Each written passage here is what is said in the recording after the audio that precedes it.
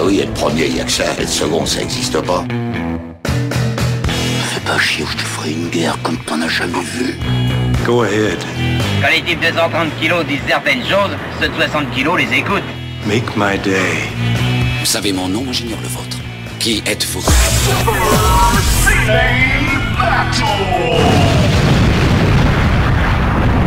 Le second, c'est un con. Super Ciné Battle, c'est le podcast où nous établissons le classement ultime du cinéma. Nous prenons vos listes que vous nous adressez pour les classer du meilleur au pire afin d'obtenir la liste ultime. Mon poteau, mon compagnon d'armes, mon professeur. Oui, car maintenant tu es professeur des écoles, donc je t'appelle Sensei maintenant. N'est autre que Stéphane Boulet, alias Plugin Baby. Hello papa, comment ça va depuis le temps? Bah écoute, ça va très bien parce que tu ne sais pas le plaisir immense que ça me procure qu'on m'appelle maître. Hein. C'est vrai ouais, bah c'est la raison principale de faire ce métier finalement. C'est d'avoir des gens qui te regardent avec admiration et qui t'appellent maître, tu vois. C'est un peu ce que j'essaye de faire à la maison, mais ça marche pas. Ah, peut-être que tu y mets pas les formes, je ne sais pas. C'est bizarre, ta femme, elle m'appelait maître quand elle est venue. Alors, la vanne est authentique. Je n'aurais jamais pu inventer une connerie comme ça. Bon allez, sinon il y aura quiproquo. Tu régleras tes comptes après. Bon, et moi je suis Daniel Andreev, Camille Robotique sur Twitter, et on est ravis de vous accueillir pour le 17e épisode de Super Ciné Battle. Ouais, vraiment, c'est ça. On est ravis d'enregistrer. Le précédent, on l'a enregistré presque de manière catharsique. On avait envie de se défouler. Oui, voilà, c'est ça. Le précédent, c'était, on avait besoin de quelque chose, voilà, de s'échapper. On avait besoin de s'échapper et on avait besoin de rire. Et il y avait beaucoup de films drôles. Je sais pas si ça sera le cas. Je pense que ça sera cette semaine. Je pense qu'il y aura de l'émotion. Je pense qu'il y aura du rire. Il y aura beaucoup de choses. Il y aura en tout cas vos listes. Pour nous faire parvenir vos listes, c'est simple. 3 films par liste, un titre si vous voulez vous la péter, nous faire marrer, et vous l'envoyez à supercinébattle@gmail.com. On a reçu pas mal de listes, mais cette semaine ça s'est calmé. On a eu beaucoup de, vraiment, c'était les premières semaines. Là ça s'est calmé. Et c'est vrai qu'on a du stock, mais je tiens à dire que il y a un film. Mais oui, il y a un grand absent. Un grand absent des années 70 qu'on n'a pas encore eu. Ouais, exactement. On s'étonne et on se demande si on va pas laisser un indice en fin d'épisode. Parce que là, on a envie d'en parler. Hein, putain, mais tous les jours que Dieu fait, je pense à ce putain de film. Mais moi aussi. Et à chaque fois, je reviens vers toi, je fais Daniel, est-ce qu'on l'a reçu? Et tu me dis non et ça me dévaste. Et vous voulez pas me voir dévaster les gens, hein? Vous voulez pas ça? Tu vois, personne demandait qu'on parle de Star Wars de l'idée spéciale. Ou de Driller Killer, hein, personne n'avait demandé. Et pourtant, c'était le cas la semaine dernière. C'était un chouette épisode. On a vraiment pris beaucoup de plaisir. Donc, s'il y a des doublons, on les zappe. On vous remercie en tout cas pour les listes qui sont déjà là. Et comme vous le savez, on couvre les années 70 à 79 et on va rester là encore quelques épisodes, je pense. Oui, sans doute, on n'a pas encore fini, ouais. Ouais, on en est à 30 films pour l'instant. Peut-être on rappelle nos 5 premiers peut-être? Bah oui, tout à fait. Alors premier, le premier, c'est Sacré Graal, qui est quand même donc le meilleur film des années 70. Exactement. Suivi de Dirty Harry, un poil moins drôle, mais quand même un très grand film aussi. Un poil moins drôle, mais quand même, il y a de la punchline, quoi. Ah, il y a de la punchline de qualité. L'homme des hautes plaines, juste 3e. Voilà, Clint Eastwood, encore une fois. Ouais. 4e, Rabbi Jacob, donc le film français le mieux classé de nos listes, sachez-le. Ouais, sachez-le, mais quel plaisir, Rabbi Jacob, quoi. Ah ouais, genre, le simple fait de lire le titre, moi, ça m'emplit de plaisir. Et 5e, Drunken Master. Voilà, exactement. Et on peut faire les 5 derniers aussi. Oui, tout à fait. Tu remarques que le commando des morts vivants a évité les 5 derniers. Mais oui, juste. Mais il y a des nazis, donc c'est pas. Tu vois, il y a toujours un petit truc qui fait que voilà. Qui fait qu'on sauve le film. C'est ce qui fait qu'on a de l'affection. Il y a pas de nazis, mais par contre, il y a du porno VR de Wookiee. C'est Star Wars de l'idée spéciale. Oui, si vous savez pas de quoi on parle, on a rajouté un petit bout à la fin de l'épisode précédent. C'est ça. Avec un extrait où tu l'as genre je te passe un extrait et t'as reconnu immédiatement que c'était un Wookiee en train de jouir. Et c'est tellement caractéristique comme bruit. C'est tu l'as entendu une fois, tu l'entends à vie. Vraiment, tu te couches le soir, tu fermes les yeux et tu entends ce bruit derrière toi.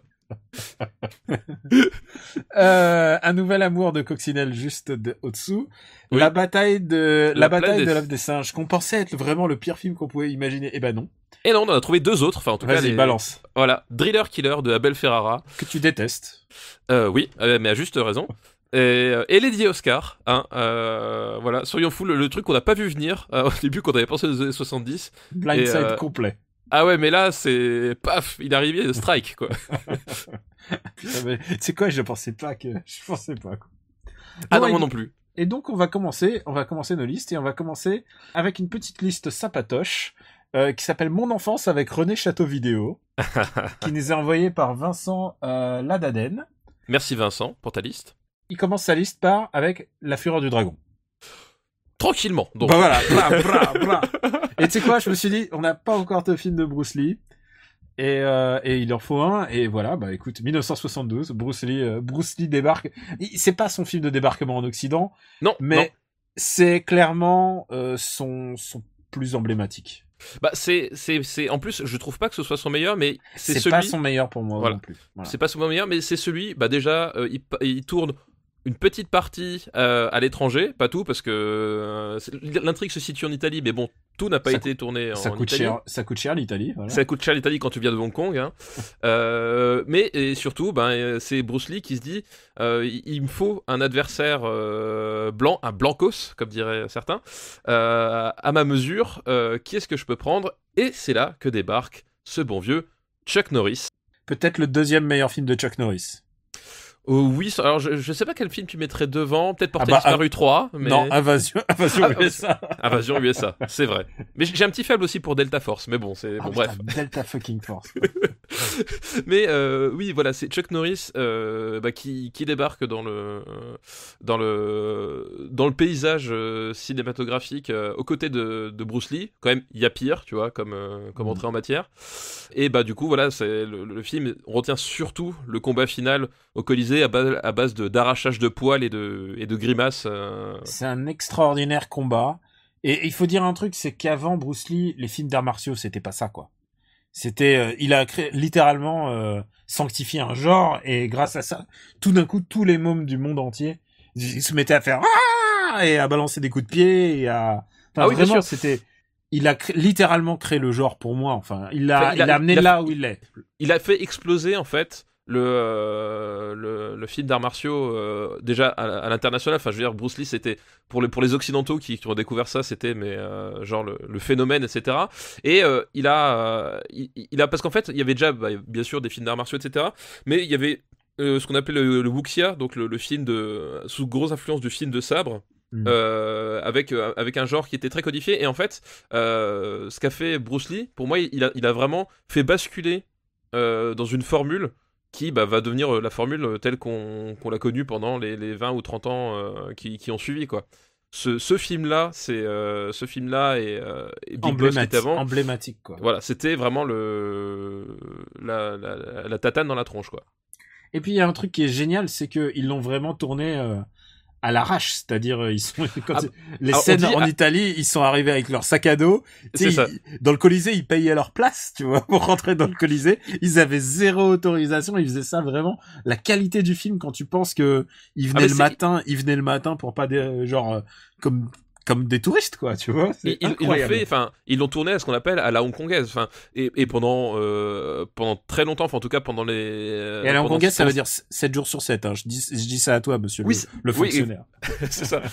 Non, mais c'est vrai que c'est un truc qui est emblématique de cinéma, c'est que c'était des mecs qui étaient prêts à tout pour filmer ce qu'ils voulaient comme ils le voulaient, et ils y arrivaient, ils sont capables de faire des trucs de ouf dans ces conditions-là, quoi.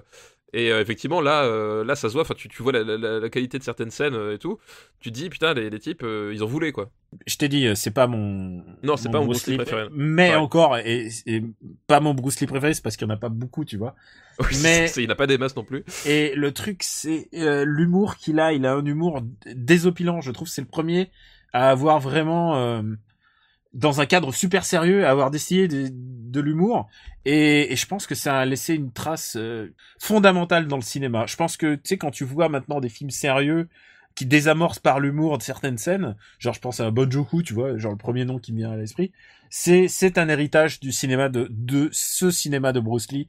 C'est la direction vers laquelle il allait, c'est-à-dire une espèce de gros drame, mais avec de l'humour pour des espèces de déséquilibre permanent. Je trouve ça fascinant, quoi. La scène de Nunchaku est extraordinaire. Oui, la scène de Nunchaku est extraordinaire. Après, par contre, t'as des scènes où tu vois que Bruce Lee n'était pas totalement à l'aise. Enfin, je pense notamment à toutes les scènes avec les filles. Ouais. Où globalement il se fait draguer et puis lui il comprend pas. Et lui il fait ses pompes. Lui il est complètement à côté de ses pompes et tu sens qu'il était pas forcément il fait ses pompes. Il est littéralement oui. il fait ses j'en ai rien à branler. Effectivement, c'était c'était la naissance du héros cool des années 80 finalement quelque part c'était là. Enfin, tout le monde voulait être Bruce Lee de toute manière par la suite. Hein. Bon, en plus il a cartonné en France grâce à René Château, donc cité dans le titre. J'ai encore les VHS René Château chez moi. Hein, c'est vrai, waouh, bah, bien classe, sûr. avec le tigre et tout. Ouais, exactement, avec le beau tigre, le gros truc noir autour de la pochette. Bouge, hein. Ouais, mais le truc, c'est que la version d'origine, telle qu'on l'a connue en France, a été tronquée, mais je crois qu'il manque 10 minutes ou quelque chose comme ça dans le film original, et ensuite il y a une nouvelle version où ils remettaient toutes les séquences où la VF a été refaite, je crois, mais en tout cas, bref, c'est un film qui a été malmené à sa sortie. Comme tous les films qui se faisaient malin, on en a parlé aussi pour Jackie Chan, les VF de Jackie Chan qui un peu détruisaient les films. On l'appelait soit Dragon, soit Jackie. Un peu beaucoup. Hein. Bon, écoute, on va pas se formaliser, on va le mettre assez haut quand même. Oui, bah quand même, la scène du Colisée. Et c'est le premier Bruce Lee du classement. C'est le premier Bruce Lee du classement. Je voulais qu'il y ait au moins un Bruce Lee. Avant qu'on bascule sur une autre décennie. Est-ce qu'on le met... Alors, est-ce que ça te choque si on le met au-dessus de Rabbi Jacob ? Non, ça ne me choque absolument pas. Mais est-ce que c'est au-dessus de L'Homme des Hautes Plaines ou pas ? Non, quand même pas. Oui, il faut se laisser de la marge. Il y a d'autres films de Bruce Lee qu'on préfère. C'est ça. Et puis, soyons honnêtes, hein, si on veut parler de Bruce Lee, c'est que dans les années 70, les gars. Donc, oui, c'est clair. Façon... On a fait les années 70 pour pouvoir parler de ces mecs qui ont disparu. Donc, La Fureur du Dragon. De toute façon, on va devoir les caser à un moment donné. La Fureur du Dragon, 4e meilleur film des années 70. Ah. C'est déjà bien. Ouais, tout à fait. Il y a aussi un film qui s'appelle L'Inspecteur Harry, donc on va le zapper, on l'a déjà traité. On a déjà dit beaucoup de bien. Et La Scoomoon. Oh, La Scoomoon, mais oui. C'est des souvenirs. Hein. Ça fait partie de ces films. Enfin, je veux dire, la Scoomoon, ces films-là des années 70 avec les gangsters grande gueule à la française, etc. Qu'est-ce que j'adorais ça. Enfin, j'en bouffais. Mais Ouais, on les a tous vus, genre presque, tu sais, c'était des films de flux, ils passaient régulièrement à la télé. Ouais. J'adorais ça, enfin Belmondo, Michel Constantin. Qu'est-ce que j'adore Michel Constantin, cet acteur avec cette espèce de carrure complètement improbable, cette allure. Qui joue un Ruskov en plus. Oui, c'est ça, ouais. Ouais, il joue un Ruskov, mais ça se passe à Marseille. Ouais, et c'était, enfin, je me rappelle plus tout à fait comment dire, toutes les ficelles du scénario. C'est assez vague. C'était un bouquin ou une histoire, mais c'est une histoire de truand, c'est assez simple. Oui, c'est une histoire de truand sur fond effectivement de cité phocéenne, voilà, avec des tueurs à gages, des choses comme ça, et voilà, et c'est un film, enfin.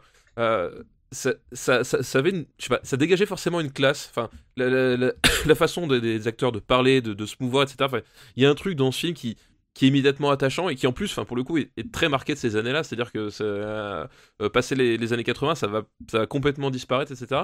Et il y avait vraiment un côté, voilà, hyper charmant. Enfin, tu vois, c'est pas un très grand film, mais c'est un film que tu regardes, t'es obligé d'aimer, quoi. Il y a toujours un bon mot, un bon moment qui va te happer et te garder dans le film, quoi. Ouais, c'est ça. C'est pas évidemment Belmondo, il aura fait mieux. Enfin, un truc plus cohérent dans sa carrière, mais celui-là, il y a une espèce de sympathie naturelle qui se dégage de ces films qui se faisaient quand même un peu. Ils avaient des énormes succès populaires, mais alors il se faisait démonter par la presse. Ah bah oui, c'est pas étonnant dans le sens où effectivement c'était une veine du cinéma populaire, et donc forcément, enfin il y a souvent, pas toujours, mais il y a souvent des décalages entre la presse et les spectateurs à ce niveau-là, quoi. En tout cas, voilà. Où est-ce qu'on va le mettre ? Alors, où est-ce qu'on va le mettre? Balance-moi un titre, balance-moi un chiffre. Moi, je mettrais quand même au-dessus des bronzés, personnellement. Non, je trouve que la combe Lucien est plus puissant quand même. Est-ce que ça te dérange si on le met entre la combe Lucien et le vieux fusil? Bah écoute, non, je te le laisse.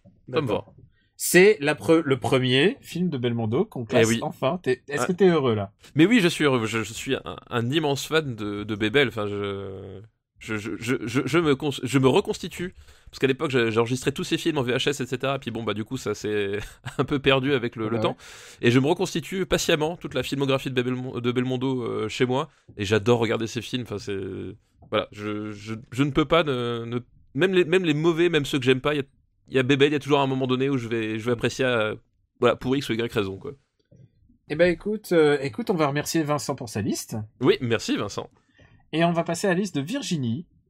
Bonjour Virginie, merci pour ta liste. Qui nous avait écrit une liste. Alors, pro tip, si vous voulez pas que votre liste passe, mettez le nom de votre copine, parce qu'en général, c'est genre, je me dis, il faut aussi des noms. Il faut aussi, parce que la majorité de nos auditeurs sont masculins, en fait. J'ai remarqué dans les stats. Tu sais, on a un truc. Ou donner une liste avec un pseudonyme genre Ursula69, un truc comme ça, que Daniel va repérer tout de suite. So 80s, quoi. Vraiment, ta vanne. Ula. Vraiment, 36-15 Ula. En tout cas, on remercie Virginie de sa liste. Elle nous avait envoyé une liste dans le tout premier épisode. Et alors, c'est une liste qui s'appelle They See Me Cruising, They Hating. Et très bon ça. Il y a une thématique que tu vas voir, une thématique, je dirais, automobile. Ah, c'est bien en plus l'automobile des années 70. On commence avec Grease. Oh bah oui, Travolta, Olivia Newton-John. Le film de toute une génération, n'est-ce pas? Ah bah ça, putain, si tu veux vraiment une espèce de balise générationnelle, ouais, tu prends Grease, quoi. Il y a soit Grease et Dirty Dancing, quoi. Voilà, exactement, c'est comédie musicale avec un Travolta et une Olivia Newton-John qui puait le sexe, chacun de leur côté à des dizaines de kilomètres. Quel danseur, quoi. Quel danseur de folie. Voilà, enfin on va pas chanter les chansons parce que on n'est pas des chanteurs, mais je pense que et je pense que si je mets les musiques derrière, on va se faire flasher, mais alors d'une certitude, quoi. Vous avez tous en tête les musiques de Grease, voilà. Après c'est vraiment comme on dit, c'est un film balise, c'est un film culte, etc. Après, moi, personnellement, c'est pas un film qui m'a spécialement marqué outre mesure. Non, alors, il t'a pas marqué, mais en fait, il t'a marqué, tu le sais. Oui, voilà, mais... C'est parce que la scène de la course en bagnole, la scène de drague, enfin, tu les as forcément dans ta tête. C'est un moment où le film dépasse le statut de film, et il devient une espèce d'icône mémorielle, comme... pour la plus jeune génération, Matrix, quand il évite les balles, tout d'un coup, ça devient un truc que tu te souviendras toute ta vie d'un moment précis. Ça devient carrément un moment culturel. Enfin voilà, c'est un marqueur culturel en soi, Grease. Et mais c'est un film que j'aime bien, mais tu vois, c'est pas un film que je remettrais non plus systématiquement en boucle, quoi. Écoute, je trouve que il y a un truc qui joue en la faveur de Grease, et je pense que beaucoup de films musicaux l'ont pas autant que celui-là. C'est la qualité des chansons, en fait. Oui, bah ça, c'est... Les musiques sont super, en fait. Ça, les c'est musiques vrai de Grease, elles sont chouettes, quoi. C'est un film qui est vraiment agréable, chouette, et vraiment, c'est un film à voir au moins une fois, quoi. Enfin, c'est vrai. Voilà, moi personnellement, je le reverrai pas tout le temps, mais quand tu le vois, bah ça fonctionne. T'es dedans. Voilà, t'as des passages qui marquent et puis t'es content de l'avoir vu, quoi. Et tu ressors, effectivement, tu fredonnes les chansons. Ouais. Voilà. Et pour un film musical qui n'est pas mon truc, c'est pas mon truc dans la vie. D'ailleurs, moi non plus, je suis pas ultra fan de comédie musicale de manière générale. Les Disney, dès que ça chante, en général, ils perdent 50% de mon attention. Ouais, c'est compliqué les Disney qui chantent, hein. Il y en a certains qui s'en sortent mieux que d'autres, mais c'est compliqué. Oui. Rassurez-vous, on va revenir dans les années 80. Tu sais qu'il y a, en fait, il y a une liste de gens qui adorent m'entendre dire du mal, parce qu'ils savent, tu sais, quand moi je dis du mal, genre je taille, genre remember la ligne verte, quoi. Et alors pas du tout. Moi, j'étais trouvé très mesuré et alors parfaitement objectif sur ce moment-là. Merci mon chéri. mais genre il m'a envoyé une liste genre de haine avec les Disney que j'ai dit balancez-les-nous, je vais les sniper jusqu'au dernier, et j'ai des listes putain, mais qui quand on reviendra aux années 90, ça va être sanglant. Je pense que les gens ont envie de ça aussi. Ils en ont besoin aussi, c'est cathartique, hein, quelque part. Bon, nous on va pas être catharsis là sur Grease, on va essayer de le classer par notre où est-ce qu'on le mettrait par rapport à nos goûts, quoi. Je regarde. Bah, pour moi, c'est un film de milieu de classement, tu vois. Moi, typiquement, enfin, je prends plus de plaisir à voir l'arnaque. Je prends plus de.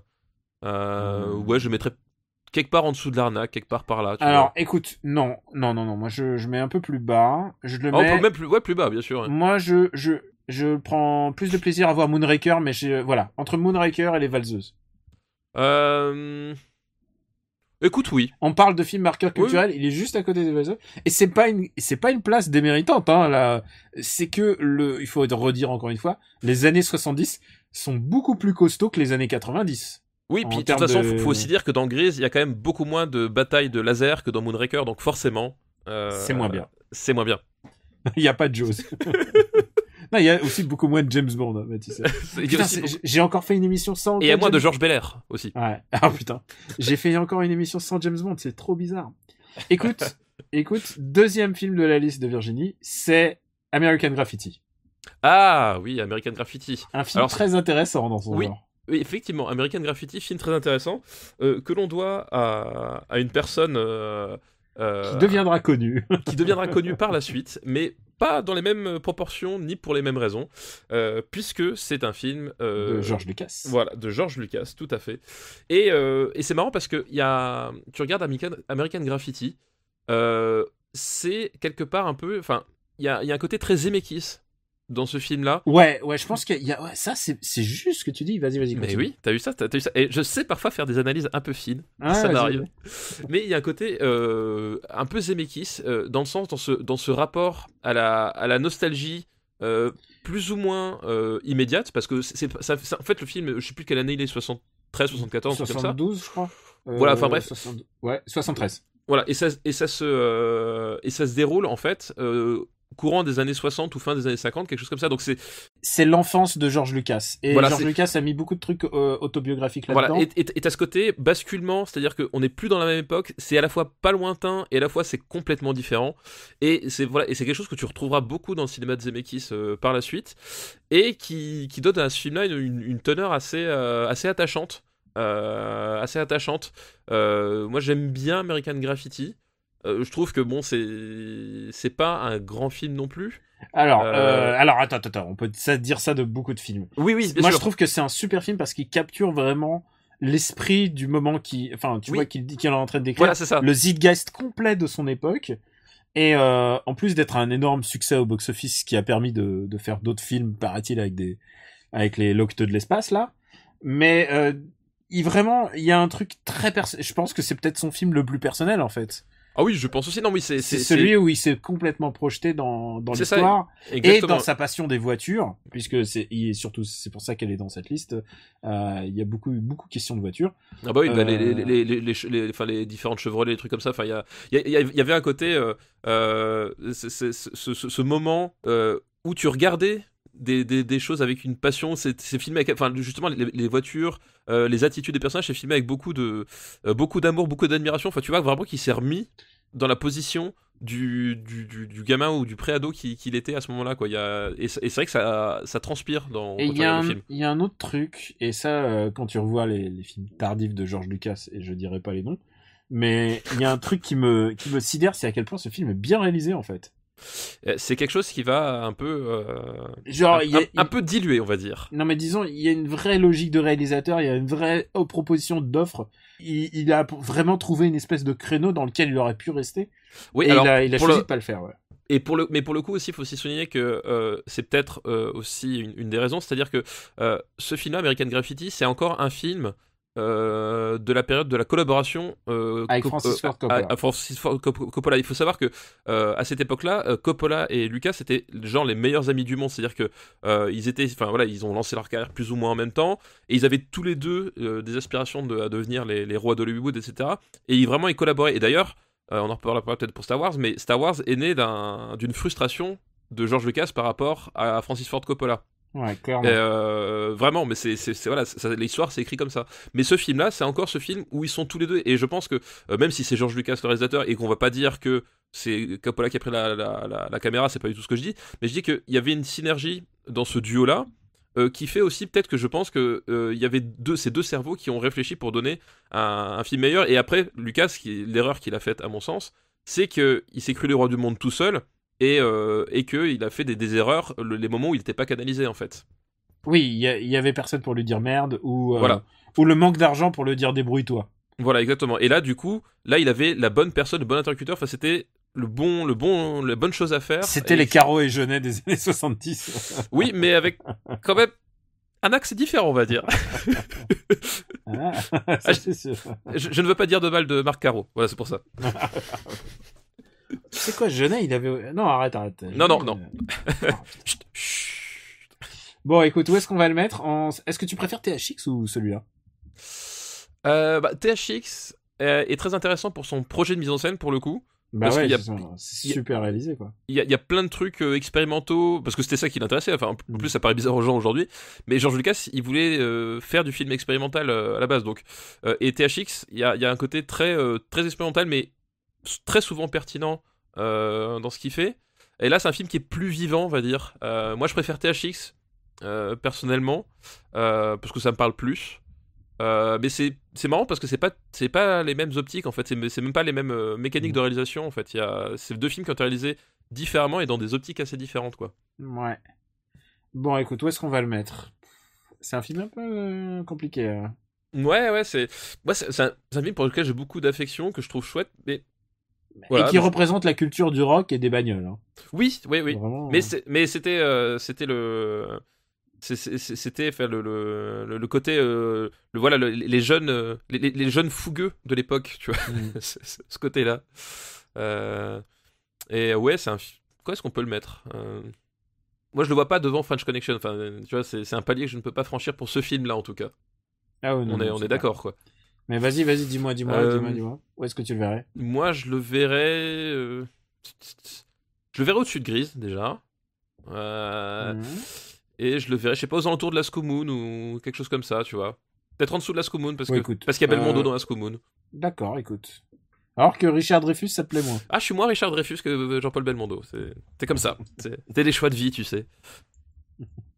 C'est parfois un choix te décide. C'est comme, voilà, il y en a certains qui... T'écris à jamais. Il y a certains qui sont plus Zack Snyder que David Fincher. C'est pareil, c'est un choix de vie, voilà. C'est clair. Et le dernier film de sa liste, c'est Sugarland Express. Sugarland Express, réalisé par un autre personnage qui va avoir une certaine importance dans le cinéma hollywoodien par la suite. Je connais pas. C'est Steven Spielberg, tout simplement. Tiens donc. Ça, c'est son premier film, par contre. Son premier film pour le cinéma. Premier long métrage officiel pour le cinéma, parce que c'est compliqué. Mais effectivement, c'est son premier long métrage pour le cinéma, avec ses Goldie Hawn, il me semble, du coup. Exact, ouais, c'est Goldie Hawn. Et je connais absolument pas les autres acteurs. Mais par contre, John Williams, c'était déjà John Williams, c'était déjà en musique. Et c'est marrant parce que Sugarland Express aussi, c'est... Enfin, comment ça s'appelle ? C'est un film, en fait, de course-poursuite. Enfin, de course-poursuite. C'est pas la course à la mort de l'an 2000, mais c'est une histoire en fait d'une femme qui est un peu paumée, qui décide à un moment donné de jouer son va-tout pour reconstruire sa vie, et elle va faire évader de prison. Je sais plus si c'est son mari, son ex-mari, enfin un truc comme ça, et elle va décider de vivre son truc comme ça, et puis forcément la police est pas forcément d'accord, et elle va se mettre à la pourchasser quoi. Ça, c'est le pitch de départ, quoi. Et évidemment, enfin, cette idée de dire Steven Spielberg, on va le foutre sur un film où il y a beaucoup de routes et des voitures, c'est pas complètement anodin avec le film qu'il avait réalisé avant pour la télévision, dont j'espère un jour on parlera. Ah oui, ça c'est. Mais je crois que. Alors, écoute, on verra bien. Si on a fait Star Wars l'idée spéciale, on peut tout faire. Il est sorti au cinéma, remarque. Hein. Il a eu une sortie cinéma bien des années après, mais il a eu une sortie cinéma. Oui, voilà, donc c'est un film de Spielberg que c'est vraiment pas dans mes préférés. Ah, ça c'est sûr. On va dire, et aussi un autre truc, c'est que c'est pas son film le plus personnel. Non, aussi. c'est un film qui fait, parce que on lui donne sa chance. Il faut commencer quelque part, et souvent c'est pas ton premier. C'est pas ta première œuvre la plus Mais personnelle. en même temps, ça reste un film qui a quand même une certaine gueule malgré tout, parce que même s'il se donne, même tu sens qu'il se donne pas à fond en fait. Mais il y a quand même un certain savoir-faire qui fait que ça tient quand même relativement bien debout, c'est plutôt bien filmé, etc. C'est juste, ça n'a pas de coup d'éclat, ça manque un peu de souffle. Voilà, c'est un film assez étrange, qui peut être un peu frustrant d'ailleurs quand t'as connu Spielberg par la suite, toutes ces grandes œuvres, etc. Quand tu le reprends à rebrousse-poil, ça peut être assez frustrant parce que tu sens qu'il est pas à son maximum. Mais voilà, sans ce film-là, on n'aurait pas eu les films qui vont venir par la suite, quoi. Ah, il y en a quelques-uns, genre le film qui vient juste après. L'année suivante, on va pas dire, 1975, il fait un petit film qui va se remarquer quand même. Qui va faire peur sur Voilà, exactement. Écoute, où est-ce qu'on va mettre Sugarland Express? Sugarland Express. Et effectivement, moi j'ai peut-être plus d'affection pour American Graffiti que pour Sugarland Express. Parce que voilà, c'est un film qui est peut-être plus captivant que Sugarland Express. Puis en plus, avec des couples dans des voitures, on a fait tellement mieux. Enfin bref, je m'égare. Si je te dis au-dessous de Grise. On peut le mettre au-dessous de Grise. C'est quoi, je mets au-dessous de Dark Star. Ouais, au-dessous de Dark Star. Très bon choix. T'es même en bas de peloton, t'es quand même pas mal. Hein, oui, ça, mine de rien, c'est... Bon, il est juste au-dessus du Commando des Morts Vivants. Ah non, de Star Trek, pardon, j'avais pas vu. Merci pour ta liste, Virginie. Merci, Virginie, pour ta liste. On va passer à une liste qui s'appelle Sortez le rouge et le pâté. Putain, qu'est-ce qu'on est bien là. C'est une liste qui nous a envoyé de JB de Namek. Donc, il habite à Namek, visiblement. Merci JB. Le premier de sa liste est Le Viager dont on a déjà parlé. Ouais, forcément. Pierre Tchernia repose Exactement. en paix. Le deuxième, c'est Le Grand Bazar de Claude Zidi. De Claude Zidi, Le Grand Bazar, film avec les Charlots. Ouais. Pour les plus... Avec les Charlots et un casting 3 étoiles 70s. Galabru, Michel Serrault. Galabru, Michel Serrault. Et il y a encore des guests et tout ça, enfin, genre les Roger Carrel. C'est voilà. Et effectivement, le Grand Bazar, moi j'ai un souvenir assez diffus en fait, parce que alors, il est diffus, mais si tu regardes des images, tout d'un coup, ça te les courses poursuites dans les supermarchés. Voilà, exactement, parce qu'en fait, l'histoire, c'est, si je me souviens bien, c'est les Charlots qui sont globalement des glandus, hein, qui vivent dans leur cité HLM et qui doivent un peu se trouver de quoi s'occuper et accessoirement de quoi gagner leur vie. Et forcément, comme c'est les Charlots, ils vont faire des jobs et ils sont jamais bons dans ce qu'ils font. Et donc voilà, c'est l'humour des Charlots avec pour le coup du pur gag, vraiment. Du pur gag visuel, du pur gag potache, etc. Enfin voilà, c'est tout un esprit qui est tout l'esprit Charlot, quoi. Les Charlots qui faisaient aussi la musique eux-mêmes, hein.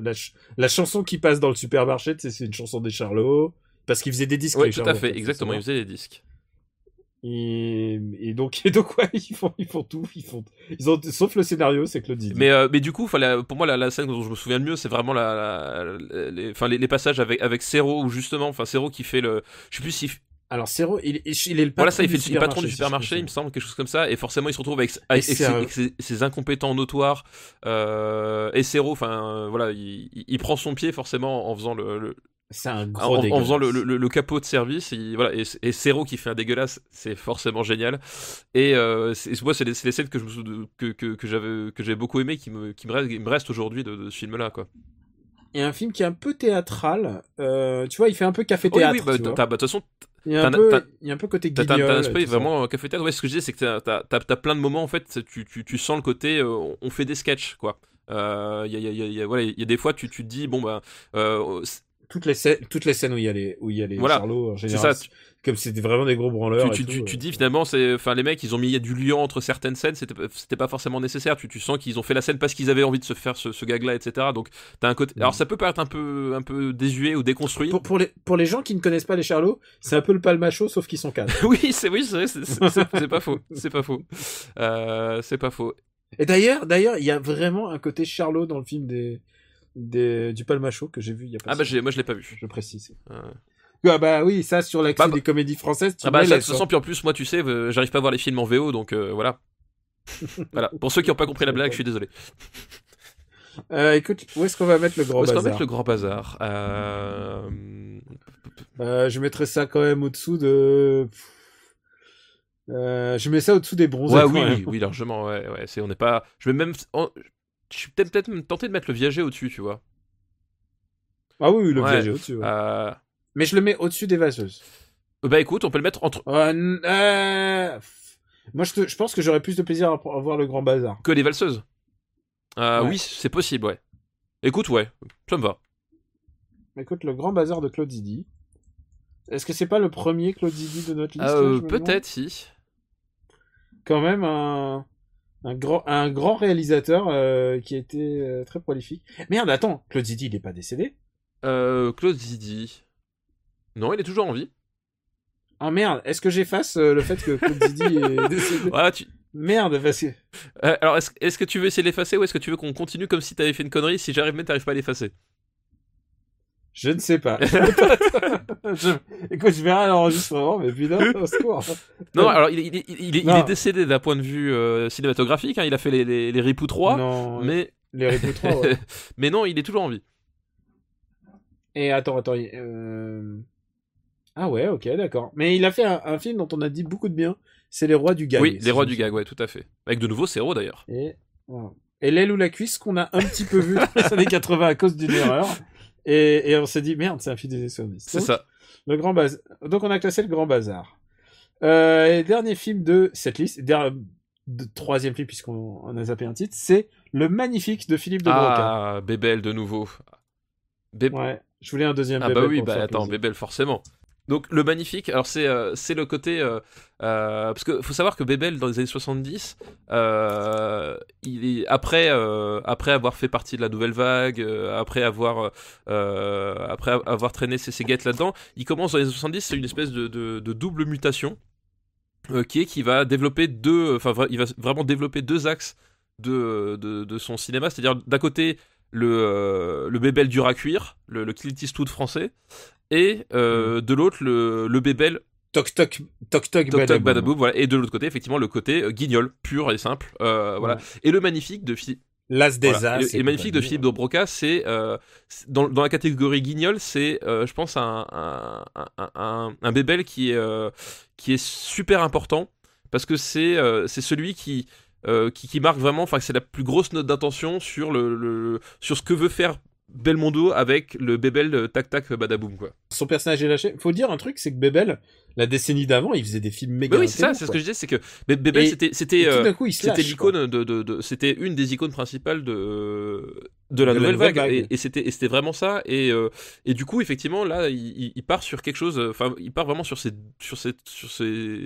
deux versants qui ont rien à voir, parce que dans les deux cas c'est des films qu'on peut considérer comme commerciaux sans poser le moindre jugement de valeur dessus, voilà, et du coup c'est vrai que c'est un choix de carrière qui je pense a dû pas mal décevoir certains qui l'imaginaient ad vitam aeternam débiter des dialogues en plan fixe sur un fond gris. Mais c'est là où pour moi il exulte dans les deux, enfin je veux dire à la fois le Bébel viril, à la fois le Bébel guignol. Moi j'étais fan des deux versants quoi. De Broca, donc ouais, le réalisateur qui écrivait.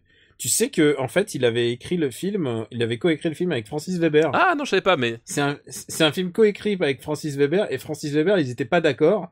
Il y a eu grave scission genre il était pas du tout content, et sans doute se sont-ils disputés autour d'un personnage féminin. Et évidemment, Francis Weber, il voulait réduire le rôle féminin. Et d'après ce qu'il se dit. Et donc, du coup, il y a eu un clash, et genre, à base de, je veux pas que mon nom apparaisse dans le film. Ah d'accord, non, je savais pas, mais c'est intéressant quoi. C'est intéressant. Et c'est marrant parce qu'aussi le magnifique, pour ceux qui avaient vu, enfin qui connaissent un peu la filmo de Broca, enfin pour moi il y a une vraie paternité entre le magnifique et l'homme de Rio qui était aussi du coup un film de Broca, avec aussi comment ça s'appelle, avec aussi Belmondo, voilà, j'y arriverai. Il y a une espèce de, enfin pour moi il y a une espèce de lien qui se fait entre ces deux films là quoi.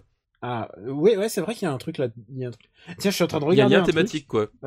J'ai regardé, j'ai juste de checker la fiche Wikipédia, et qui disent aucun scénariste n'est mentionné, ni au générique de début, ni celui de la fin. Et justement parce qu'ils se sont engueulés avec. Ah ouais, bah tu vois, c'est marrant. Comme quoi, un film sans scénariste. Ça arrive souvent en ce moment. Un film sans scénariste, allez voir Marvel. Alors non, tu sais quoi, les films Marvel, il y a 800 scénaristes. C'est l'inverse. Tu comprends pas ce qui se passe. Et tu sais, parfois, tu vois les films, là, les blockbusters, et tu fais, putain, ils sont à 6 pour regarder. Ils sont à 6, mais ce qu'il faut dire, c'est qu'il y en a un au début, 3 pendant le tournage et 4 après le tournage. Mais bon, c'est un film que j'aime. J'ai un film, c'est genre, il y a. Ce qui est rigolo, c'est qu'il y a de la parodie de James Bond. C'est ça, Il y a beaucoup de parodies. Il y a côté OSS 117 des années 2000. Parce que à l'époque, dans les années 60, il y avait le OSS 117, mais c'était vraiment pas du tout le trip de Michel Hazanavicius. Mais il y a un côté effectivement pré-OSS 117 tel qu'on connaît avec Jean du Jardin, quoi. Ben ouais.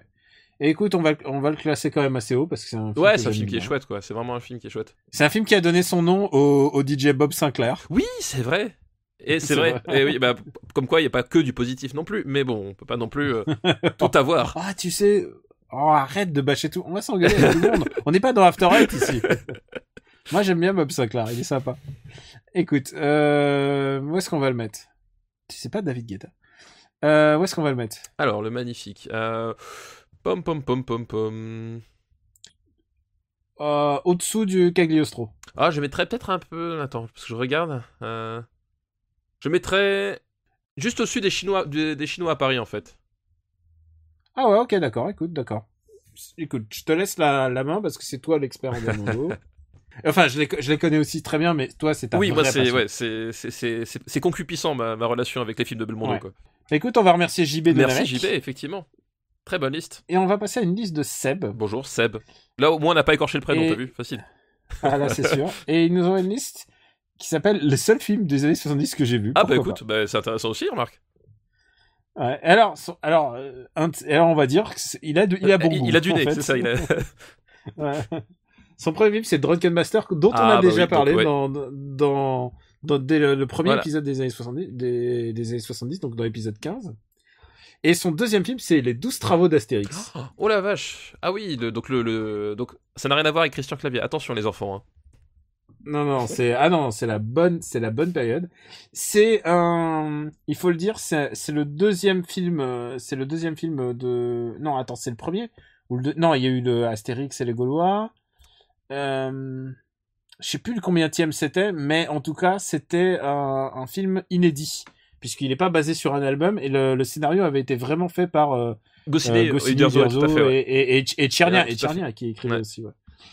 Et donc c'est un film original. Et il y a des scènes désopilantes dans ce film. J'adore. Il y a des scènes cultes pour plein de gens, et je pense pour toi aussi. Oh, bien sûr, bien sûr que j'ai vu. Ouais. C'est le moment de la maison de fou, tout à fait. Ouais. Avec où ils doivent passer. C'est vraiment à où ils doivent récupérer le laissez-passer, le formulaire bureaucratique et que forcément voilà. C'est... Et on les envoie d'un bureau à l'autre. Et ça prend des proportions énormes.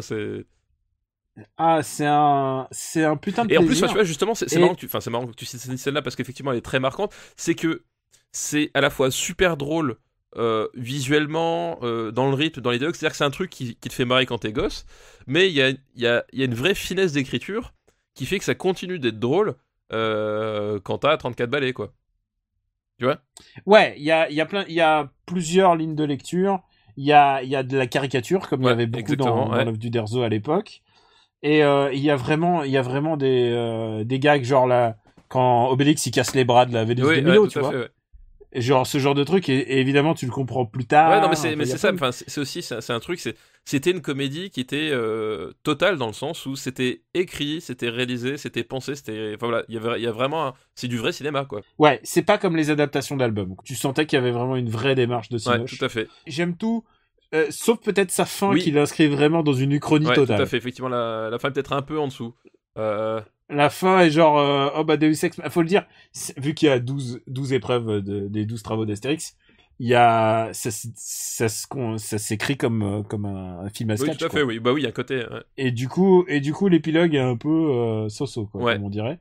La fin qui est vraiment genre on savait plus comment le boucler. Comment est-ce qu'on conclut notre truc en fait finalement, où est-ce qu'on est parti merde, faut qu'on fasse quelque chose, quoi. C'est un peu ça qui ressort, quoi. Et puis évidemment c'est le meilleur Astérix, c'est-à-dire c'est Roger Carrel. Ah bah oui, forcément, ouais. Quel grand acteur. Donc écoute, je prends beaucoup de plaisir à voir tous les ans presque puisqu'il repasse tous les ans. C'est clair. Ah et puis il y a la scène de la bouffe. La scène de la bouffe elle est extraordinaire. Ouais, tout à fait, ouais. C'est genre avec le petit toast qui va c'est ça. Alors où est-ce qu'on va le mettre? Je mets ça au-dessus des bronzés, c'est sûr. Au-dessus des bronzés, ça me va. Ouais. Je regarde. Moi, je le mettrais entre l'arnaque et French Connection. Let's do it. Allez, vendu. Allez. Ah, c'est une bonne place. C'est une très bonne place. C'est le premier film d'animation aussi bien classé, je te rappelle. Dans les années 70. Parce qu'on a quand même le géant de fer dans les années 90. Non, français. Ah oui, mais tu vois, on a Cagliostro, je suis con. Ah bah oui. Juste ça, juste Cagliostro. Mais en même temps, c'est pas comme s'il y avait énormément de films d'animation des années 70, mais les gens nous en ont envoyé quand même. Mais ça leur tient à cœur et c'est une bonne chose. Ouais. Et alors, le dernier film de la liste de Seb, c'est un film très particulier, c'est Dersu Uzala. Ah bah oui, donc notre... Et Dersu Uzala, alors il faut qu'on le remette en perspective. Dersu Uzala, c'est un des 2 seuls films de Akira Kurosawa dans les années 70, et c'est pas son film le plus personnel, puisque c'est l'adaptation d'un bouquin, d'une autobiographie. C'est un film qui a été tourné en langue russe, c'est pour ça aussi que j'ai une grande proximité avec... Bah forcément, du Kurosawa film, et du russe, évidemment que... Oui, je veux dire, c'est juste le mec qui me donnait la passion du cinéma. Le film était fait pour toi, Daniel. Oui, c'est un film, en plus, russe. Non, je dis, c'est soviétique, quoi, parce que c'était une autre période. C'était une période à laquelle on ne pouvait pas faire ce genre de cinéma. Sans l'aval du grand parti, ouais. Puis Kurosawa l'a fait avec... il a pris des inconnus pour jouer le rôle. Alors, il faut expliquer l'histoire. C'est un... Si je me souviens bien, c'est un topographe, un mec qui fait un cartographe. Oui, enfin, un topographe ou cartographe russe. Et russe qui va dans les plaines, dans la grande toundra, donc à la frontière de la Sibérie, la frontière chinoise. Et c'est un endroit qui est très méconnu même pour les Russes en fait. Et on plaisante beaucoup. Il y a vraiment des blagues sur ces gens-là, sur les Asiatiques de Russie. Il y a vraiment des blagues de moquerie de l'ordre des Belges. Ou des crétins des Alpes. Je te rappelle, tu ça. Et donc, c'est ce mec-là qui va dans ces plaines, dans ces steppes. Et il rencontre Dersu Uzala, qui est un chasseur. Un chasseur autochtone, hein, donc du coup. Ouais, c'est un chasseur, c'est un local. Et ils vont se lier d'amitié. Et il y a vraiment une ordre de respect, genre de sensei. C'est un film qui est très analogue à Barberousse. Oui, t'as un côté, effectivement. Dans son termement. C'est-à-dire que l'un va grandir, sauf que la vie de Dersu Uzala est un peu plus tragique. Enfin, pas plus tragique, mais c'est son film un des plus panthéistes de l'époque. C'est-à-dire, il y a un rapport à la vie, au temps qui passe et à la mort, qui est vraiment très particulier dans ce film-là. Et je pense que c'est un des plus beaux film de Kurosawa mineur. C'est-à-dire, il s'attaquait pas à un genre majeur, il s'attaquait à une bio. C'était une période compliquée pour lui. Il avait fait une tentative de suicide, si je me souviens. À l'époque, dans les années 70, oui, c'est sa période de suicide, sa tentative de suicide dans les années 70. Il a très mal vécu Dodeskaden, et un échec commercial, alors que c'était vraiment son alors que film, oui, pour le coup, Dodeskaden, au contraire, là, c'était un film où il avait mis ses tripes, quoi. Et oui, littéralement, et là, et qui était très personnel, très artsy, et film totalement incompris, et dans son pays, et même en Occident. Et là, effectivement, t'as un côté, t'as presque un côté blockbuster dans Dersu Uzala, dans le sens où effectivement, on l'a dit, c'est un film financé par l'URSS, donc avec tout le support du grand parti, l'accès aux endroits pour le tournage, tourné. Enfin, c'est un film qui est tourné avec des gros moyens en 70 mm, etc. Enfin, tu sais, t'as un côté. Ah, il est magnifique. C'est un film. C'est magnifique, vraiment un côté. Ouais. T'as un côté. C'est des plus beaux, genre vraiment les cadres, les paysages. T'as un côté. Allez, Akira, fais-toi plaisir. On te file les moyens. T'y vas, voilà, tu nous fais ton blockbuster humaniste, parce que c'est pas non plus Transformers, hein, mais t'as un côté blockbuster humaniste qui peut dénoter un peu justement dans la démarche globale de Kurosawa, parce que c'est pas forcément là où on a déjà parlé de Ran par exemple, c'est pas forcément là où il excelle complètement, quoi. Ouais, je trouve enfin, en tout cas, moi, à mon avis, c'est que Kurosawa, il est meilleur pour capter l'intime chez les gens, en fait. Sa manière de, par exemple, il est beaucoup plus intéressant quand il a 3 personnes dans une chambre que quand il fait une guerre entière, en fait. Je trouve, en tant que son cinéma des années 70, 60, 40, 50, 60 m'intéresse plus que... Oui, tout à fait, on est bien d'accord. Ouais. Bah, que ces gros machins, quoi. Même si ces gros machins, ils sont supérieurs à 80% des films dont on n'a pas pu parler jusqu'à présent. Et c'est un film que alors écoute, j'ai un rapport très particulier, très très particulier à ce film parce que c'est quand même l'histoire d'un mec russe cultivé qui s'amourache littéralement, c'est une bromance, ouais, c'est une bromance qu'il va vivre avec un homme un asiatique simple qui est présenté comme simple mais qui en fait il lit la nature, il est vraiment c'est un mec cultivé, il y a un rapport à la nature. T'as ce côté aussi justement la richesse de l'esprit n'est pas forcément que dans les livres que tu as pu lire quoi. T'as ce côté là et qui pour le coup est typiquement Kurosawa, ce rapport justement, cette fascination et cette connexion à la nature quoi. Et là, je vais être un petit peu personnel. Mon père a vécu un truc un peu analogue. Alors c'est pour ça que j'ai à la fois adoré ce film et ensuite j'ai eu une partie de rejet, c'est que mon père a vécu un truc pareil. Il a rencontré un tchouktia, comme on dit en russe. Il a eu un transfert avec ce film, c'est-à-dire il a vraiment eu un truc où il a senti que ça pouvait devenir comme dans le film. Tu sais, comme ces moments comme dans les comédies romantiques où t'as l'impression que ça raconte ta vie alors que c'est pas du tout la tienne en fait. Et évidemment aussi le mec c'était pas le guerrier de la taïga quoi. Et du coup c'était pas que je m'en suis un peu moqué mais genre j'ai un peu mal si j'avais à le revoir, je sais pas si j'arriverais à le revoir en vision neutre alors que c'est un très beau film est très long et je trouve que l'urgence de la scène de la tempête des neiges est extraordinaire. C'est ça. Après, si tu disais il est très long, au fait, c'est aussi peut-être justement là où il paye son côté entre guillemets blockbuster, c'est que je le trouve c'est moins maîtrisé, moins condensé que ce qu'il avait réussi à faire. Ouais. Et globalement, c'est un film où je pense que tu pourras enlever un quart d'heure au montage sans perdre, tu vois. Plein de films. Genre, Rashomon, tu peux enlever 20 minutes. Mais si t'enlèves les 20 minutes de Rashomon, tu perds 20 minutes de Rashomon. Mais là... Et moi, je voudrais que Rashomon dure longtemps. Oui, mais là, je trouve que c'est un film qui aurait gagné à peut-être, à certains moments, un peu moins s'éparpiller. Pas s'éparpiller, mais il y a un côté, on force un peu le contemplatif à 2-3 moments qui sont pas forcément, qui sont plus nécessaires. Enfin, tu vois, il y a un côté, il y a ce côté-là aussi. C'est peut-être un peu là où parfois il paye son côté un peu grosse machine, où justement, où le but aussi, c'est d'en mettre plein la vue malgré tout quoi.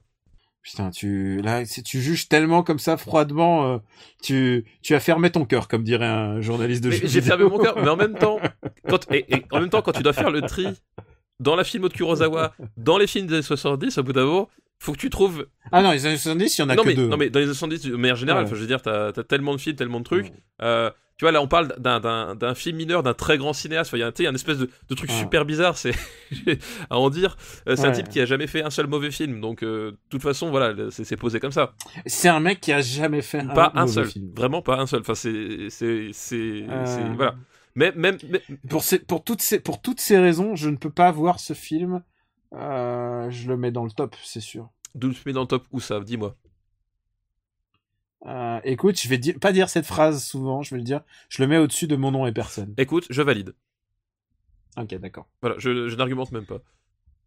Et je suis même pas sûr que j'arriverai à le revoir la tête pour toute cette histoire qui m'a marqué, quoi. Et à tel point que mon père le surnommait Dersu le mec, tu vois. Bon, et un jour, il a déchanté, il a vu que c'était un connard. Bye bye. Comme quoi, il y a un peu une justice, mais voilà. Bon bah écoute, merci Seb pour ta liste. Oui, merci Seb, très bonne liste. Et tu sais quoi, on va la customiser, je vais rajouter une liste qui nous est envoyée par JM. Merci JM pour ta liste. Et il y a Eder Souzala, c'est les deux seules personnes qui nous ont envoyé Eder Souzala, donc du coup j'ai... Mais ils ont toujours pas envoyé notre version top des années 70, hein, par contre, hein, ça... Non, voilà. toujours pas. Et c'est une liste il y a que deux, donc du coup il y a Eder Souzala dedans, mais il y a deux autres films. C'est une liste qui s'appelle, et elle est fort à propos aujourd'hui, puisque aujourd'hui il vient sortir, c'est FF15 n'a pas inventé la bromance. Donc, il y a Eder Souzala dans sa liste, et le deuxième film est Délivrance de John Boorman. Ah, alors là, on rentre dans mon territoire, là, Délivrance. Ça c'est sûr. Ça c'est sûr. Des hommes qui se prennent des pénis dans les fesses en faisant le bruit du cochon, c'est forcément pour moi. Waouh, tu me le décris de manière très... j'ai une image dans la tête. Qu'est-ce qui se passe? Délivrance, globalement, c'est quoi? C'est l'histoire de... Je crois qu'ils sont 4 dans le... je sais il y a John Voight, il y a Burt Reynolds, c'est sûr, et ils sont 4 en tout. Et je peux pas te dire les deux autres. 4 potes, 4 citadins, en fait, qui décident de se faire un road trip sur en fait une rivière qui va disparaître. Ils font du rafting sur une rivière qui va disparaître parce qu'en fait va y avoir un barrage qui va être construit, etc. Et du coup le personnage de Burt Reynolds part dans un trip mystique en disant ouais, cette rivière va disparaître, faut qu'on profite de la nature, etc. Enfin voilà, tu vois les Parisiens qui débarquent à la campagne, hein. Et donc le problème c'est qu'ils vont se retrouver un jour tu as été cet homme. Exactement.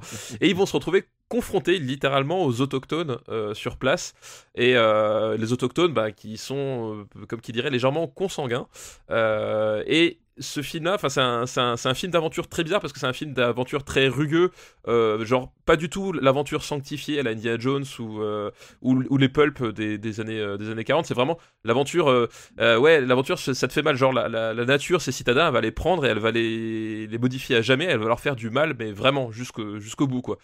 Et donc c'est un film qui est bien, qui sur le plan moral est bien hardcore, et notamment pour le coup c'est pas une scène qui est difficile, mais c'est une scène emblématique. Il y a cette fameuse scène du banjo où il tombe, justement, les premiers autochtones qui croient, c'est dans une ferme, et il y a un des personnages qui joue de la guitare, et il y a un gamin hydrocéphale qui est là avec son banjo, et ils vont dialoguer littéralement parce que la chanson s'appelle Dueling Banjo.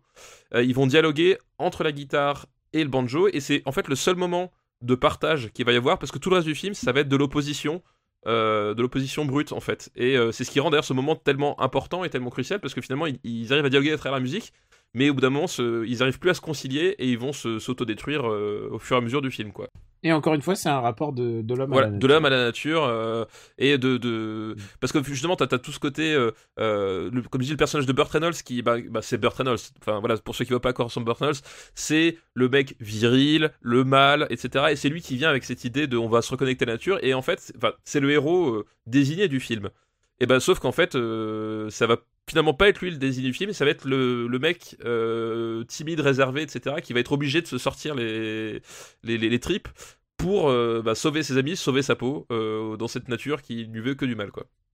Écoute, j'allais dire que c'est pas mon Burt Reynolds préféré. Ah, moi j'aime bien, parce qu'en plus, pour le coup, c'est un film qui joue avec cette image de Burt Reynolds. Non, c'est vrai. Ça joue c'est vrai qu'il est un peu en décalage. C'est vraiment, ça joue avec ça, et ça, voilà, ça casse un peu le personnage, parce que finalement, si tu regardes au bout du compte, c'est un boulet pour les autres, littéralement, à la fin du film, quoi. Alors que il est caractérisé, et il est interprété par un personnage, par un acteur où tu te dis, mais ça va être lui le héros, forcément, dans cette situation, avec ses gros muscles et tout, ça va être lui. En fait, non.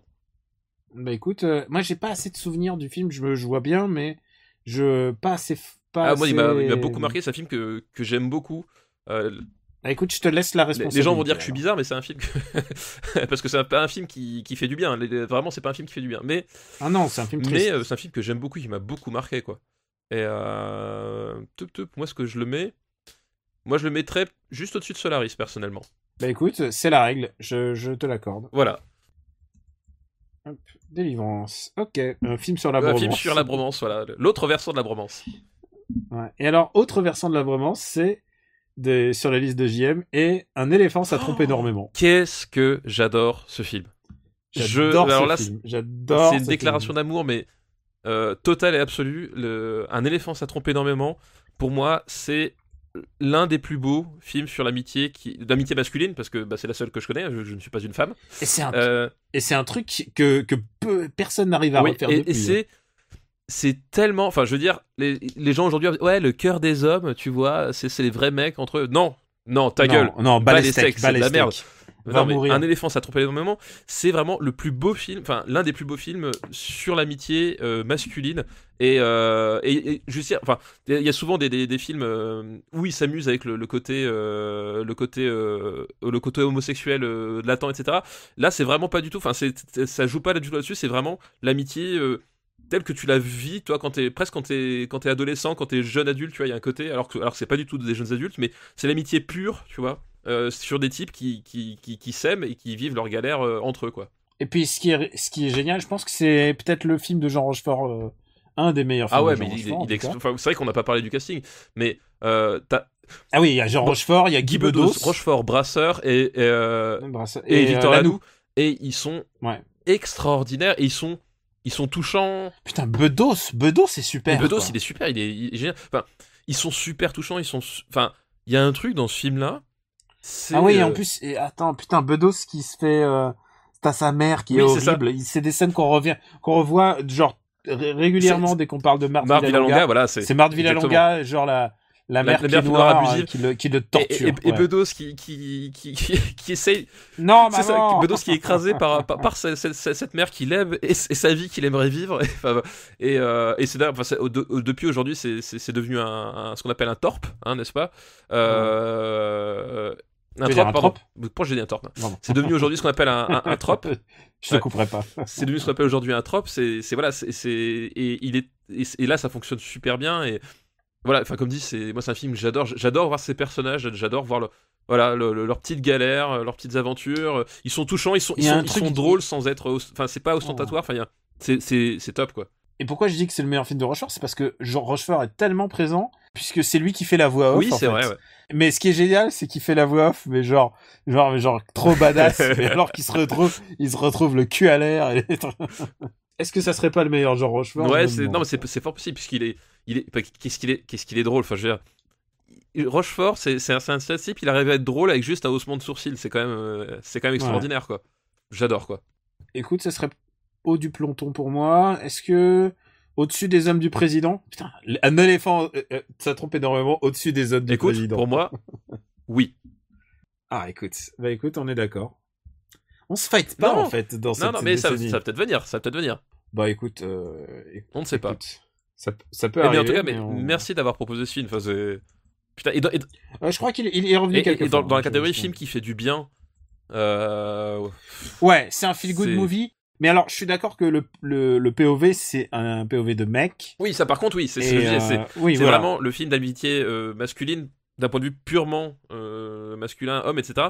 Mais quand t'es un homme et que enfin, il y a un truc, ouais, c'est ça, t'as un côté vraiment authentique et tu t'aimes ces personnages, c'est pas possible, quoi.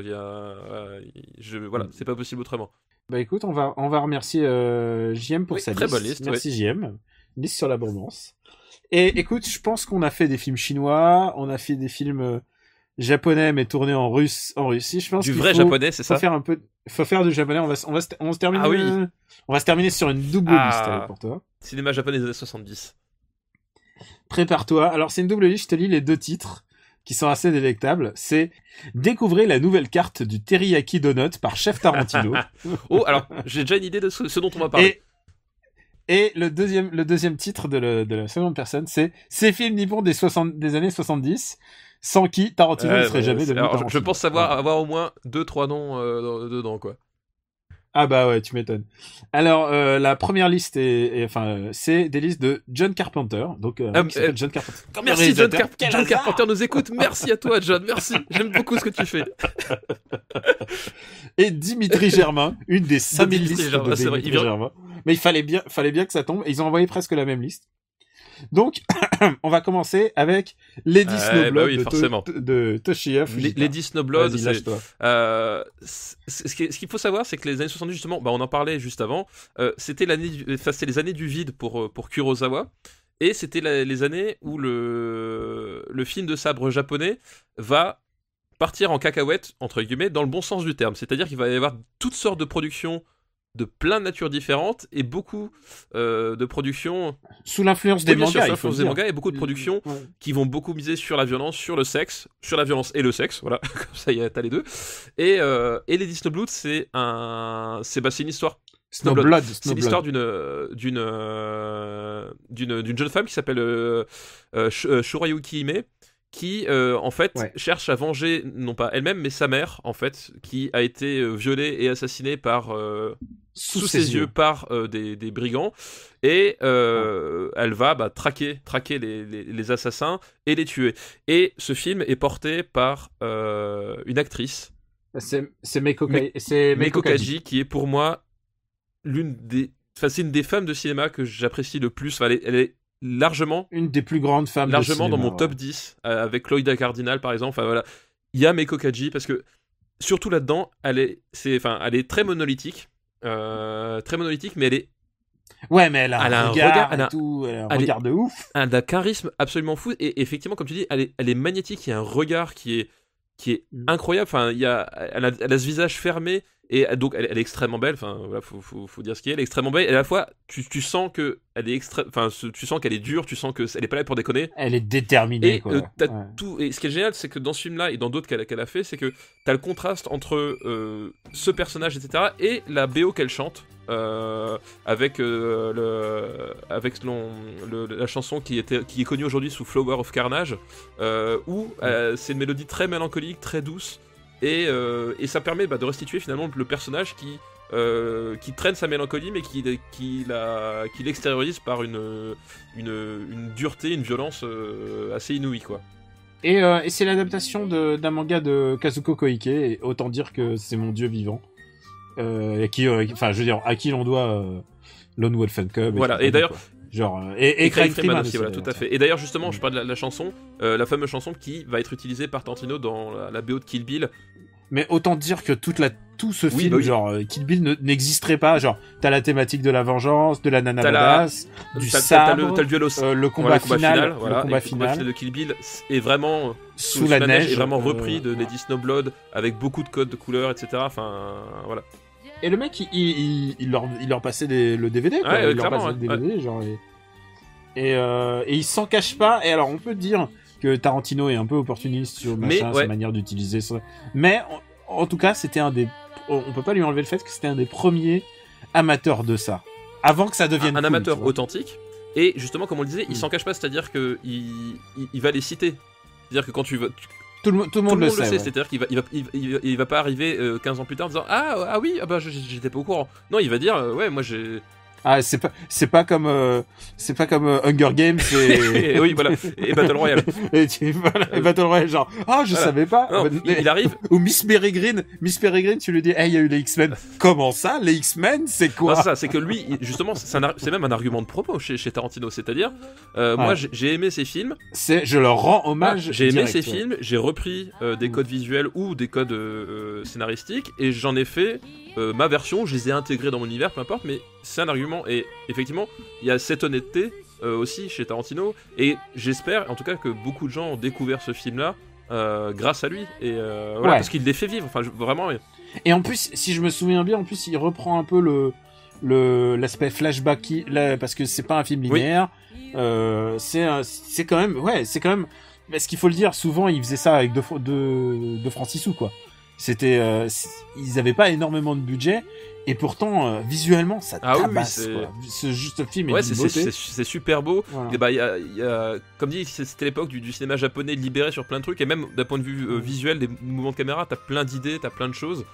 Ils avaient vraiment aucune retenue, et pourtant ils avaient aucune retenue, mais ils avaient toujours une logique de mise en scène, c'est-à-dire que un peu à la Tsuyark, justement, c'était des types, tu vois, ils se posaient quand même la question à un moment donné de dire ok, quel mouvement de caméra peut maximiser l'impact de ce que je veux montrer. C'est vraiment ça, quoi. Et qu'est-ce qui s'est passé? Parce que moi je m'interroge, j'adore le cinéma japonais, mais à part un film de temps en temps, qu'est-ce qui s'est passé pour que le cinéma japonais disparaisse? Ouais, je sais pas non plus. Mais encore, cette année, c'est la meilleure année du cinéma japonais en 10 ans. Mais je sais pas. Avec Godzilla, faudra une fois qu'on se pense vraiment sur la question pour revenir dessus à la tête froide, quoi. Je pense qu'il faut revenir avec une chronologie précise, quoi. Où est-ce qu'on va mettre Lady Snowblood? Shirayuki, mais ouais, c'est... Oh, quel personnage, quoi, Meiko Kaji. Pour moi, ça va au-dessus de Mon nom et personne, c'est pas possible autrement. C'est au-dessus de Mon nom et personne, pour moi. Mais ça va pas au-dessus de Drunken Master. Ça va pas au-dessus de Drunken Master, d'accord. Voilà, Shirayuki, mais Lady... Et qui arrive quand même, donc, 7ème place, hein, si je ne m'abuse. C'est pas mal. Genre, t'es juste au-dessous d'un des meilleurs Jackie Chan. Et encore, tu sais quoi, je serais presque prêt à... Oh, tu sais quoi, non, attends, vas-y, on le met au-dessus, quoi. Mais on peut pas le mettre au-dessus de la fureur du dragon. Ah, quoique si, attends, parce que il y a d'autres Bruce Lee. Putain. Et viens, on l'enlève, on le met entre l'homme de haute peine et la fureur du dragon. D'accord, écoute, ok, d'accord. Écoute, je suis en train de, je regarde ma liste et je dis, non, attends, ça vaut plus, quoi, merde. Parce que cette liste, il faut le rappeler, une fois que c'est fini, c'est gravé fini, dans le marbre, c'est la liste ultime, c'est la vérité. Il y a plus d'autres choix. Il faut d'ailleurs s'y conformer. D'ailleurs, quand les gens vous poseront la question, vous pouvez sortir la liste et dire bah Rabbi Jacob, non, c'est Ouais, mieux c'est mieux que Drunken Master. C'est comme ça, c'est gradant. Et d'ailleurs, les auditeurs ne savent pas, mais on envoie à chaque fois un courrier certifié par un huissier aux réalisateurs et aux producteurs de chaque film pour leur signifier la place dans le classement pour qu'ils puissent l'utiliser dans les plaquettes et les futures jaquettes DVD. En temps réel. Bon, allez, deuxième film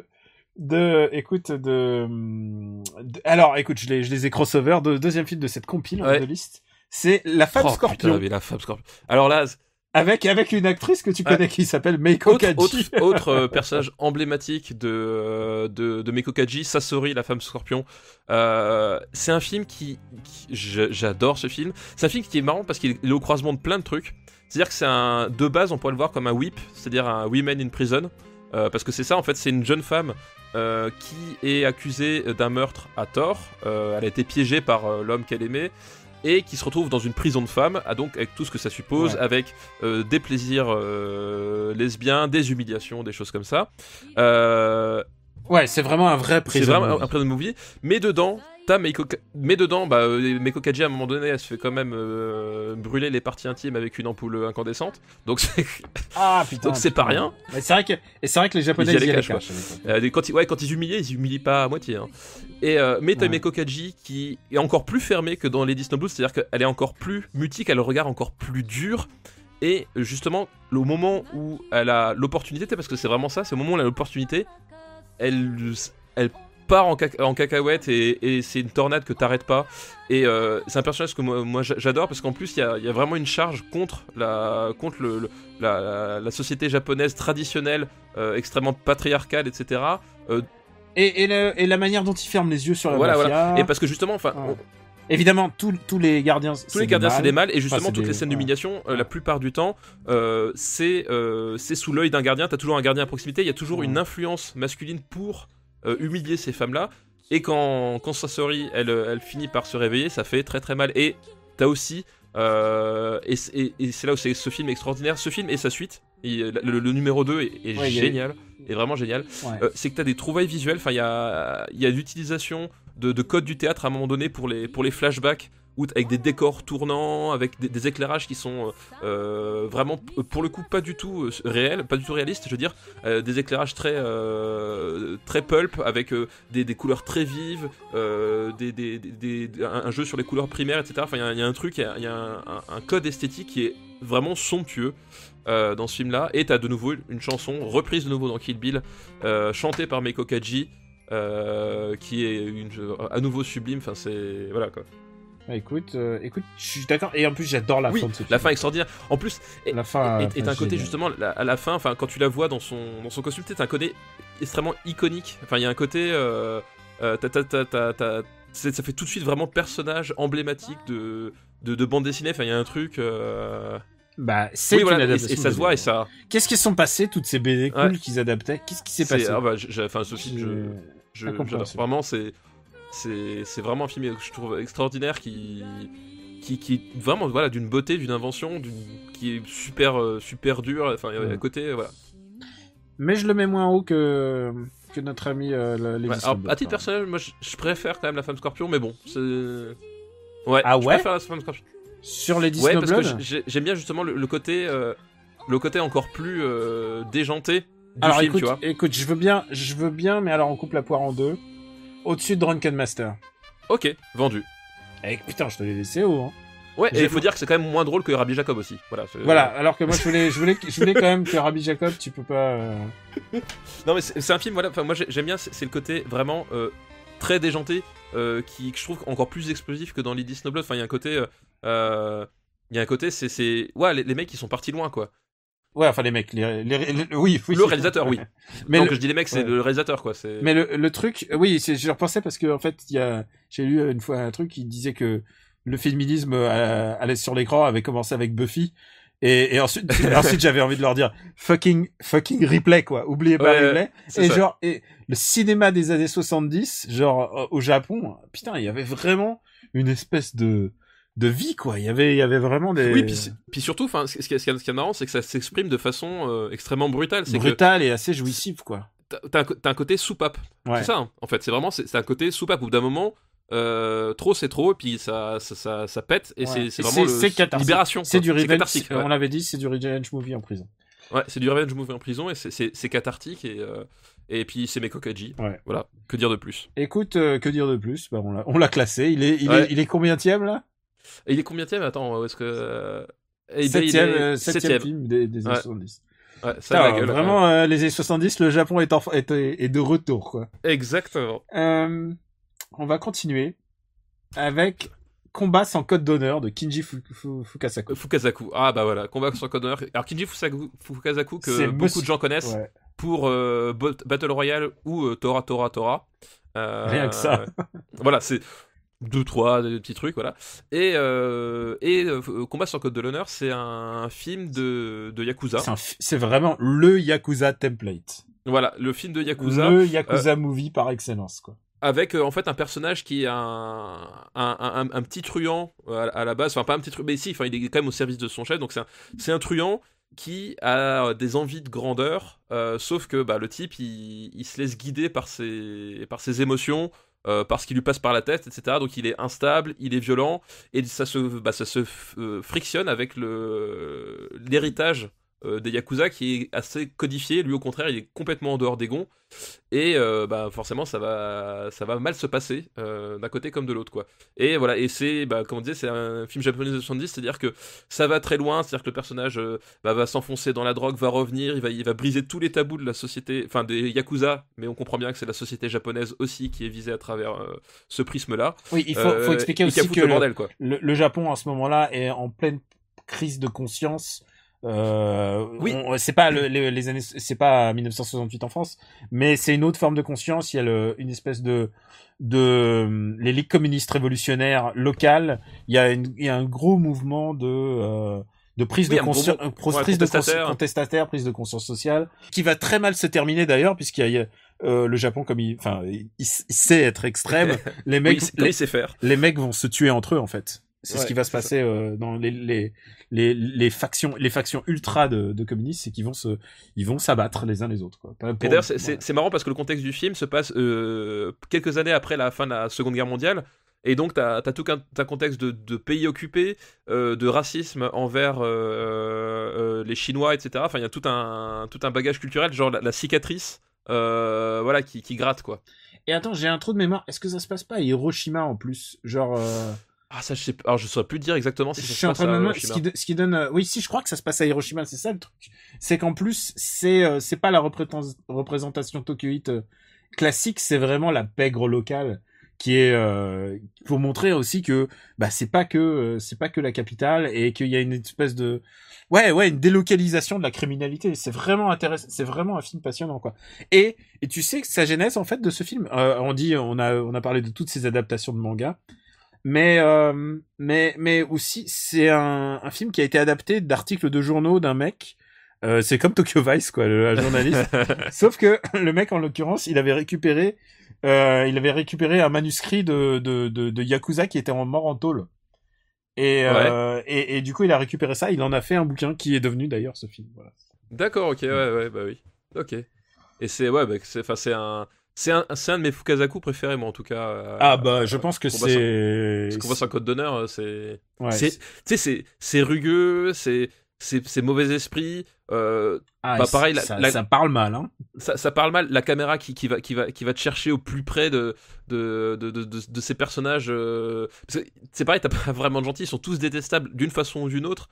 Et ce type-là, cette espèce d'électron libre... Parce qu'en fait, c'est pareil, à un moment donné, la femme de sa vie, la première rencontre, il la viole. Il la viole, mais en fait, au bout d'un moment, finalement, lui, il la viole par habitude, et elle, finalement, elle se rend compte que ce type qui est objectivement horrible, c'est peut-être la meilleure chose qui lui soit jamais arrivée. Enfin, tu vois, c'est pour poser le contexte d'un film où tout est en décrépitude, où il y a un côté vraiment étouffant, quoi. Ouais, horrible. Écoute, où est-ce qu'on va mettre Combat sans honneur ? Je pense que ça va relativement haut quand même. Combat sans code de l'honneur. Putain, mais à chaque fois le château de Cagliostro descend, ça me tue. Oui, mais dis-toi que pendant ce temps-là, Driller Killer continue de descendre aussi. C'est une bonne chose. Oh là là, ça me fait mal au cœur de l'avoir mis ici. Mais en même temps, même Torsuza là, il quitte le top 10 là. Putain, on a une attaque au top 10.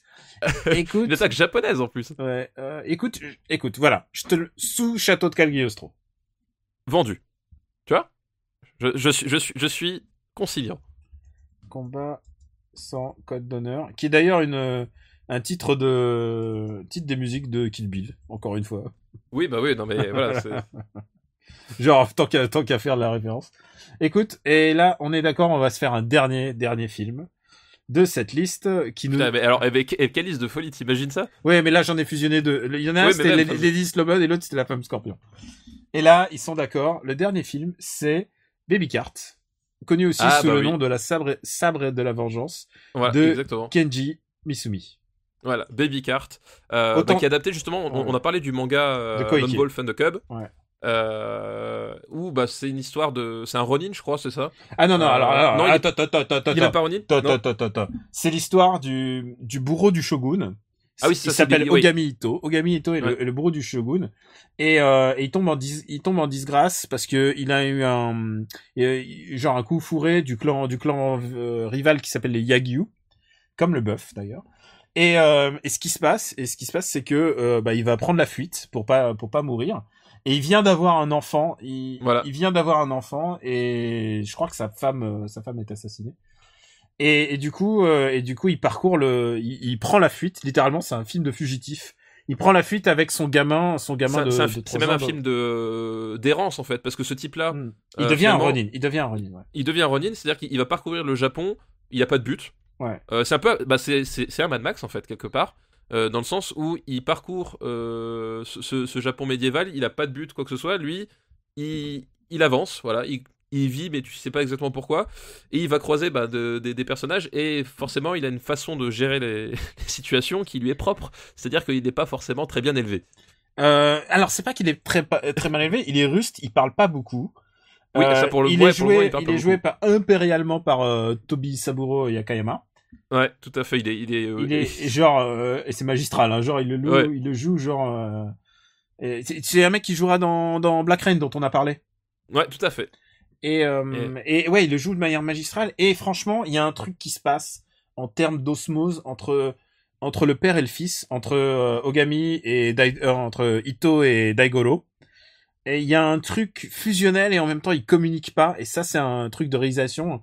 C'est vraiment ils se parlent sans se parler, ils sont très mutiques, il y a pas un geste d'affect, mais il y a un regard de confiance et d'amour filial qui est vraiment extraordinaire. Et justement, t'as la fameuse scène. Et le gamin le joue très sérieux. Excuse-moi. Le gamin le joue très sérieux, très premier degré. C'est incroyable. Parce que il faut le dire, l'action dans ce film est ma boule, genre ça scène de partout, c'est vraiment du c'est vraiment du Chambara pur, ça gicle mais des kilolitres, c'est caricatural et eux ils le jouent très premier degré, c'est extraordinaire. Ouais. Et justement, t'as la fameuse scène où ils attaquent avec le berceau et c'est le gamin qui active les lames. C'est que le gamin au fur et à mesure il devient de plus en plus malin et il lui fait genre juste un coup d'œil. Il aime même pas un coup d'œil et non, le gamin il déclenche. T'as une fusion. Il déclenche les armes qui sont cachées dans le landau puisque il devient une espèce ça devient une espèce de Far West utopique quoi.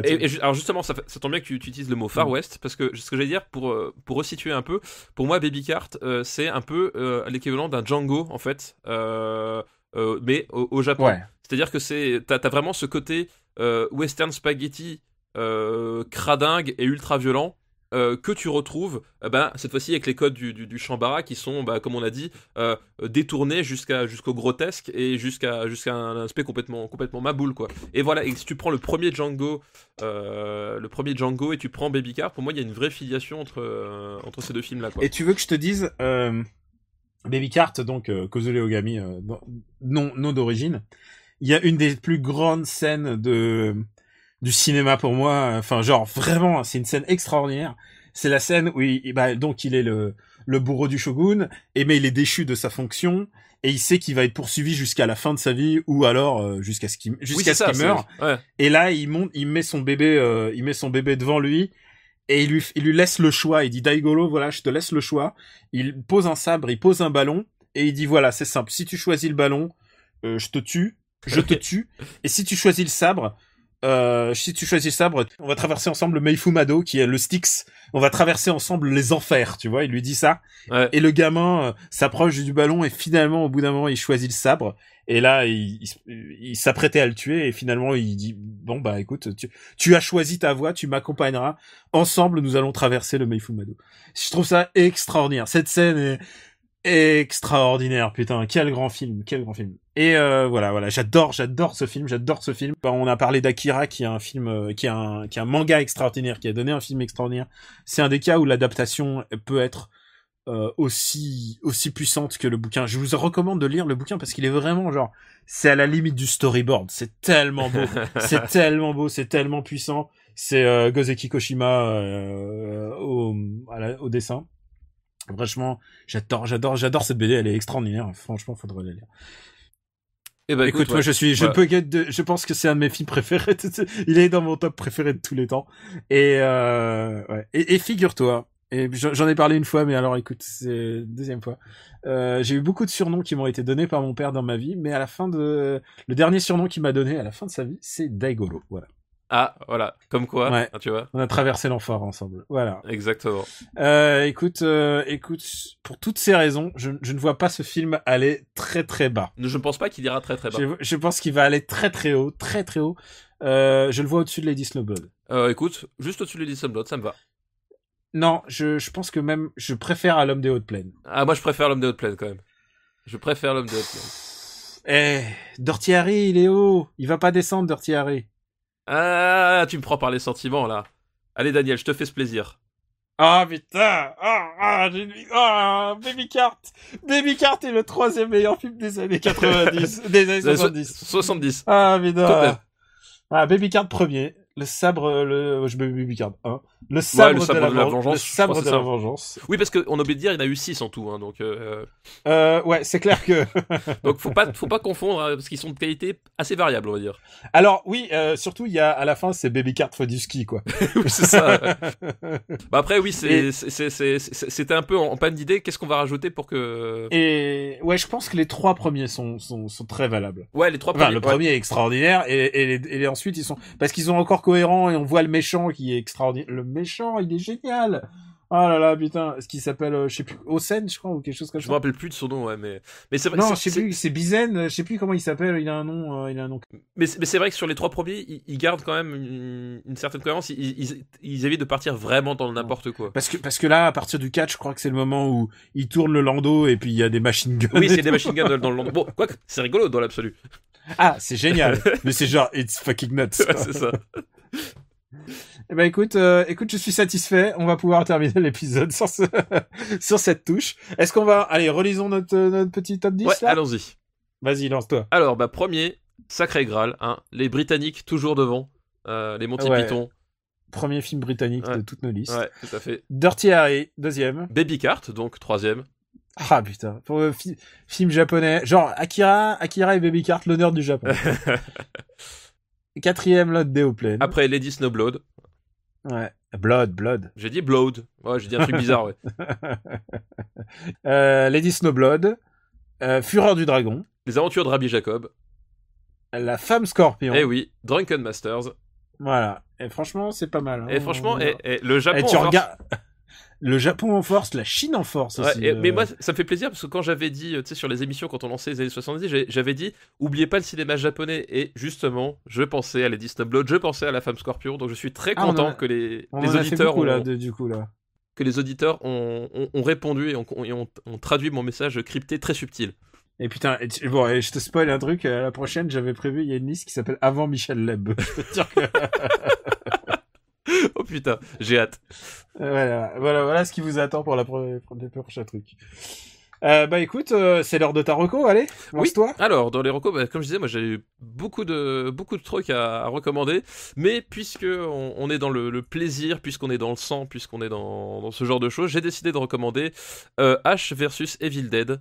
La série avec Bruce Campbell, produit par Sam Raimi, qui est diffusée, je sais plus sur quel network américain, et qui en fait est ce qu'aurait dû être Evil Dead 3 Army of Darkness. Il y a vraiment ce côté-là, c'est-à-dire que on retrouve le personnage de Ash Williams, mais version Army of Darkness, c'est-à-dire un personnage qui est bête, un personnage qui en plus là est raciste, qui est sexiste. Enfin vraiment c'est l'abruti complet joué par un Bruce Campbell. Voilà, au top de sa forme. Tu me l'as bien vendu. Voilà, et en plus, ça récupère le côté ultra gore du premier et du deuxième. Et la première saison a été diffusée l'année dernière, et la deuxième saison est en cours de diffusion au moment où on enregistre. Et les mecs, ils reculent devant rien. Ça part dans tous les sens. Il y a des vannes dans tous les sens. Il y a des trips partout. Enfin, il y a un épisode qui se passe entièrement dans une morgue. Qui est genre le truc le plus crade que j'ai vu depuis longtemps à la télévision, mais c'est à la fois super drôle. Enfin, si t'as adoré, si t'aimes l'esprit Evil Dead, etc., la série, je pensais pas au début, c'est sur Stars, voilà, j'ai retrouvé le network.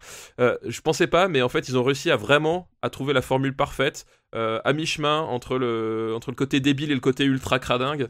En plus, les épisodes sont courts, donc c'est très rythmé. Et voilà, et moi je me marre à chaque fois. Enfin, il y a probablement mes vannes racistes préférées de ces 10 dernières années, c'est dans cette série. Ah bah voilà une bonne note positive. Voilà une bonne note positive. Bah écoute, moi ma reco, elle va aller dans enfin un film qui sera encore dans les salles au moment où on passe, et même il sortira dans 2 jours. Écoute, j'ai enfin vu Arrival de Denis Villeneuve. Ah, tu dis comment? Arrival, c'est ça? Arrival.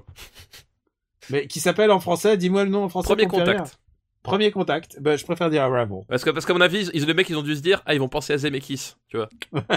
Ce qui est vrai, le premier réflexe, c'est, oh là là, c'est Zemeckis. Écoute, ce petit gars-là, il ira loin, Denis Villeneuve. Ah non, mais Denis Villeneuve, Denis Villeneuve, c'est un mec qui connaît son propos, il sait tenir une caméra. Ah non, mais clairement. Il est bon sur ses appuis, comme on dit dans le monde du foot. J'y suis allé sans rien savoir, je connaissais même pas le roman sur lequel il est basé. C'est un film avec Jeremy Renner.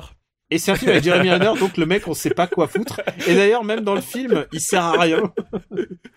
Il sert à rien. Et écoute, écoute, c'est un film qui est aussi basé sur le mystère et le plaisir que tu prendras à découvrir. Ce qui se passe.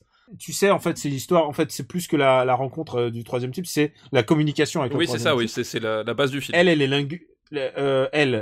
Amy Adams. Amy Adams, elle pourrait lire l'annuaire, que ça serait parfait. On est d'accord. Elle est actrice extraordinaire. Amy Adams, putain, mais arrêtez, c'est pas la peine qu'elle joue dans Superman, machin, là. Il faut la faire jouer dans des vrais films, et ça, c'est un putain de vrai film. Un vrai film avec des vrais réalisateurs. Un vrai film avec des vrais réalisateurs, il y a une vraie proposition. La photo est trop belle. Vraiment, la musique, je crois que c'est Joan Johansson, donc voilà, tu sais où tu mets les pieds. C'est vraiment du très très bel ouvrage, et il y a 2-3 scènes extraordinaires et un petit peu déprimantes. Voilà. C'est tout voilà, je peux pas te recommander ça. Ah, mais non, mais de toute façon, genre, je peux juste communiquer mon enthousiasme, et c'est un film, j'y allais, genre, pas en traînant les pieds, mais en me disant, et tout, et genre, et parfois, il y a des scènes des scènes au début, je me disais, ok, ils vont là, ok, ça va être dur de pas sombrer dans le ridicule, et ça passe, quoi, et je vais pas t'en dire. Ah, mais de toute façon, moi, c'est un film que je voulais voir parce que, en fait, moi, j'adore Denis Villeneuve, et la rédaction s'engage. Le jour où j'ai vu son nom sur le projet Blade Runner 2, j'ai su que c'était le meilleur choix possible. Et rien que pour ça, rien que parce que c'est Denis Villeneuve, et aujourd'hui tu me dis qu'il a réussi The Arrival, et je te fais confiance, Daniel. Pour moi, c'est vraiment la raison pour laquelle j'attends Blade Runner 2, parce que je pense que s'il y a une seule personne au monde qui peut réussir ce film-là, c'est lui. Et après, tu sais quoi, c'est des films qui, surtout ce film de SF un peu panthéiste et tout, qui se pose des questions. Tu peux aussi avoir une non-adhésion, tu vois. Interstellar, c'est un film qui te demande d'accepter de grandes choses un peu maboules, et d'accepter le fait que l'amour d'un père pour sa fille et l'amour d'une fille pour son père puisse sauver l'humanité. Ou même l'amour d'une femme pour un homme aussi. Et parce que moi, mon interprétation, elle se place là, en fait. On en reparlera peut-être un jour. Oui. Oh là là, putain. Oui, c'est vrai, quand on arrivera aux années 2010. Voilà, exactement. Mais écoute, mais il faut accepter ce qui se passe, et quand ça fonctionne, putain, moi j'ai fonctionné à plein tube. Voilà. J'ai adoré, et je trouve que ce petit gars ira loin. Eh bien écoute, nous avons voté, nous irons voir ce film au cinéma. Ah, cool. J'espère que tu trouveras un cinéma en VO. J'espère aussi, ouais, putain. Bon bah écoute, on boucle l'histoire. On a été suffisamment long pour que les gens soient contents, puisque C'est ça, ils ont fini leur jogging. Quand on est trop court, les gens sont pas contents, donc on leur en donne. Voilà, le bouchon est terminé, vous arrivez au boulot, vous êtes parfait dans les parfaites conditions pour aller travailler. Allez, dis-nous tout. Où est-ce qu'on peut te retrouver Bah écoute, sur Twitter, @gkpluginbaby, sur Sens Critique, sur Gamecult sans doute, je ne sais pas quand, mais de temps en temps. Ce site où j'ai beaucoup été ces derniers temps. Oui, bizarre, je ne sais pas ce qui s'est passé. Apparemment, il y a eu un événement ou un truc un peu important dans le monde. Je n'ai pas bien suivi dans le monde du jeu vidéo. Beaucoup de larmes de sel. Je t'ai vu poster beaucoup de photos de gens qui pleurent avec du sel. C'est ça. Mais d'ailleurs, c'est marrant, t'as remarqué que personne. Le sel, la baleine. Personne, aucun de nous n'a recommandé un truc qui commence par F et qui finit par 15 cette semaine, bizarrement. Mais tu sais que je pourrais très bien te recommander FF15, mais le truc c'est que je te le recommanderais comme je te recommande Watch Dogs 2, quoi. C'est... Fais-le et... à ce point-là. Et tu verras, c'est spécial. Ah non, Watch Dogs 2, je te le recommande vraiment, par contre. Allons, Daniel, soyons sérieux. Ah non, tu sais quoi, je pourrais défendre Watch Dogs 2 sans aucun problème. Oui, c'est pour ça que c'est le moment de te couper le micro, parce que tu es en train de dire des bêtises, Daniel. Allez, moi, vous pouvez me retrouver sur After Eight, où nous avons consacré un épisode entier à la sortie de Final Fantasy XV et donc à la saga Final Fantasy. Et aussi donc sur Gamecult, où j'ai publié un article, j'ai été sur le live pour parler de la sortie de FF15, et sur Le Monde, où j'ai fait une interview du réalisateur et le test. Voilà, donc j'ai couvert le sujet. Je peux aller dormir, c'est bon. Et mec, j'étais dans Beats, mec, pour parler de Final Fantasy. Oui, j'ai vu en plus, c'est vrai. Beats que j'adore. Je trouve que c'est vraiment ce genre de programme, comme 24 FPS, je me dis, c'est trop bien pour être que de l'internet, et pourtant c'est voilà. Eh oui, c'est la dure loi. Ouais, on vous remercie de votre fidélité, ça nous touche beaucoup. On est toujours disponible sur le site supercinébattle.fr. Où je mets à jour la master list de temps en temps, mais non, je la mets toujours à jour, mais il y a toujours une personne assez gentille pour me rappeler que j'ai pas fait. Parce que je suis tellement excité de mettre l'épisode que ça y est, c'est fini, je me casse. C'est ça. Vous pouvez nous retrouver aussi sur YouTube. Oui, on est sur YouTube, et pour certains gens à l'étranger, c'est assez pratique. Ou surtout sur les gens qui n'utilisent pas, iTunes. Oui, les gens qui sont contre le cancer, qui n'utilisent pas iTunes. Non, arrête, moi, tu sais que j'aime bien iTunes, mais j'ai un Mac aussi, c'est pour ça. Non, mais j'ai dit, Daniel, on arrête de dire des âneries maintenant, ça suffit. T'aimes pas les mecs non plus, putain, qu'est-ce que t'es intransigeant. Tu sais quoi, pendant la nuit, je sens que la femme scorpion, elle va dégringoler. C'est au montage, tu sais, la femme scorpion, je la mets sous Driller Killer. Je préfère Driller Killer. Bon, je trouve que Lumpy dans Star Wars Holiday Special est vraiment beaucoup meilleur acteur que Belmondo. Voilà, avec des petits bouts montés, hop, je peux faire n'importe quoi. En plus, j'ai des bouts de toi qui sont indiffusables, je te rappelle. Toujours, c'est ma réputation. Je dois être fidèle. Vous pouvez nous retrouver donc sur iTunes, YouTube et compagnie, et sur le site internet. Et voilà, on vous remercie de nous suivre. Merci de parler de cette émission autour de vous. On a aucune forme de relais dans les médias, si ce n'est le t-shirt que je mets dans toutes les émissions pour en faire parler.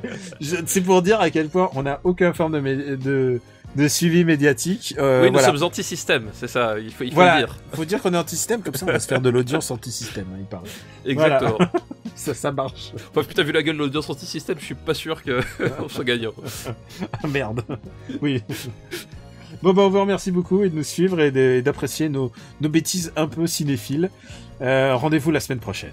Rendez-vous, non. Oh, le lapsus. Ah, tu l'as dit. Voilà, c'est dit, c'est la vérité. Rendez-vous dans je veux dire rendez-vous dans 2 semaines, et peut-être même avant, parce que on prépare les épisodes de fin d'année, et ça va être corsé. Ça va y avoir des surprises. On vous prépare des trucs, on veut que vous soyez contents, on veut que ce soit pas juste pluie en novembre et Noël en décembre, quoi. Voilà, on veut que sous le sapin, vous demandiez un épisode de Super Ciné Battle. Voilà, que ce soit votre plus beau cadeau. Exactement. On vous remercie encore et on vous dit à bientôt, on vous embrasse. Merci à tous, ciao. Ciao.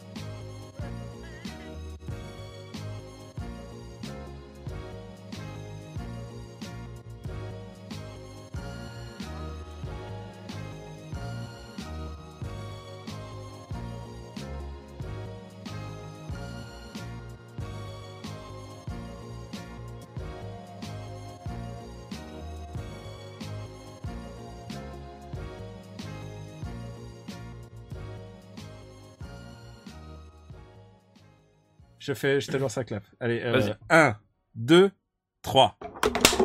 Merde, j'ai une bouteille qui est tombée. C'est nul. Ah, c'est lamentable. Allez. Je fais un clap, j'entends tout le bureau qui se pète la gueule, quoi.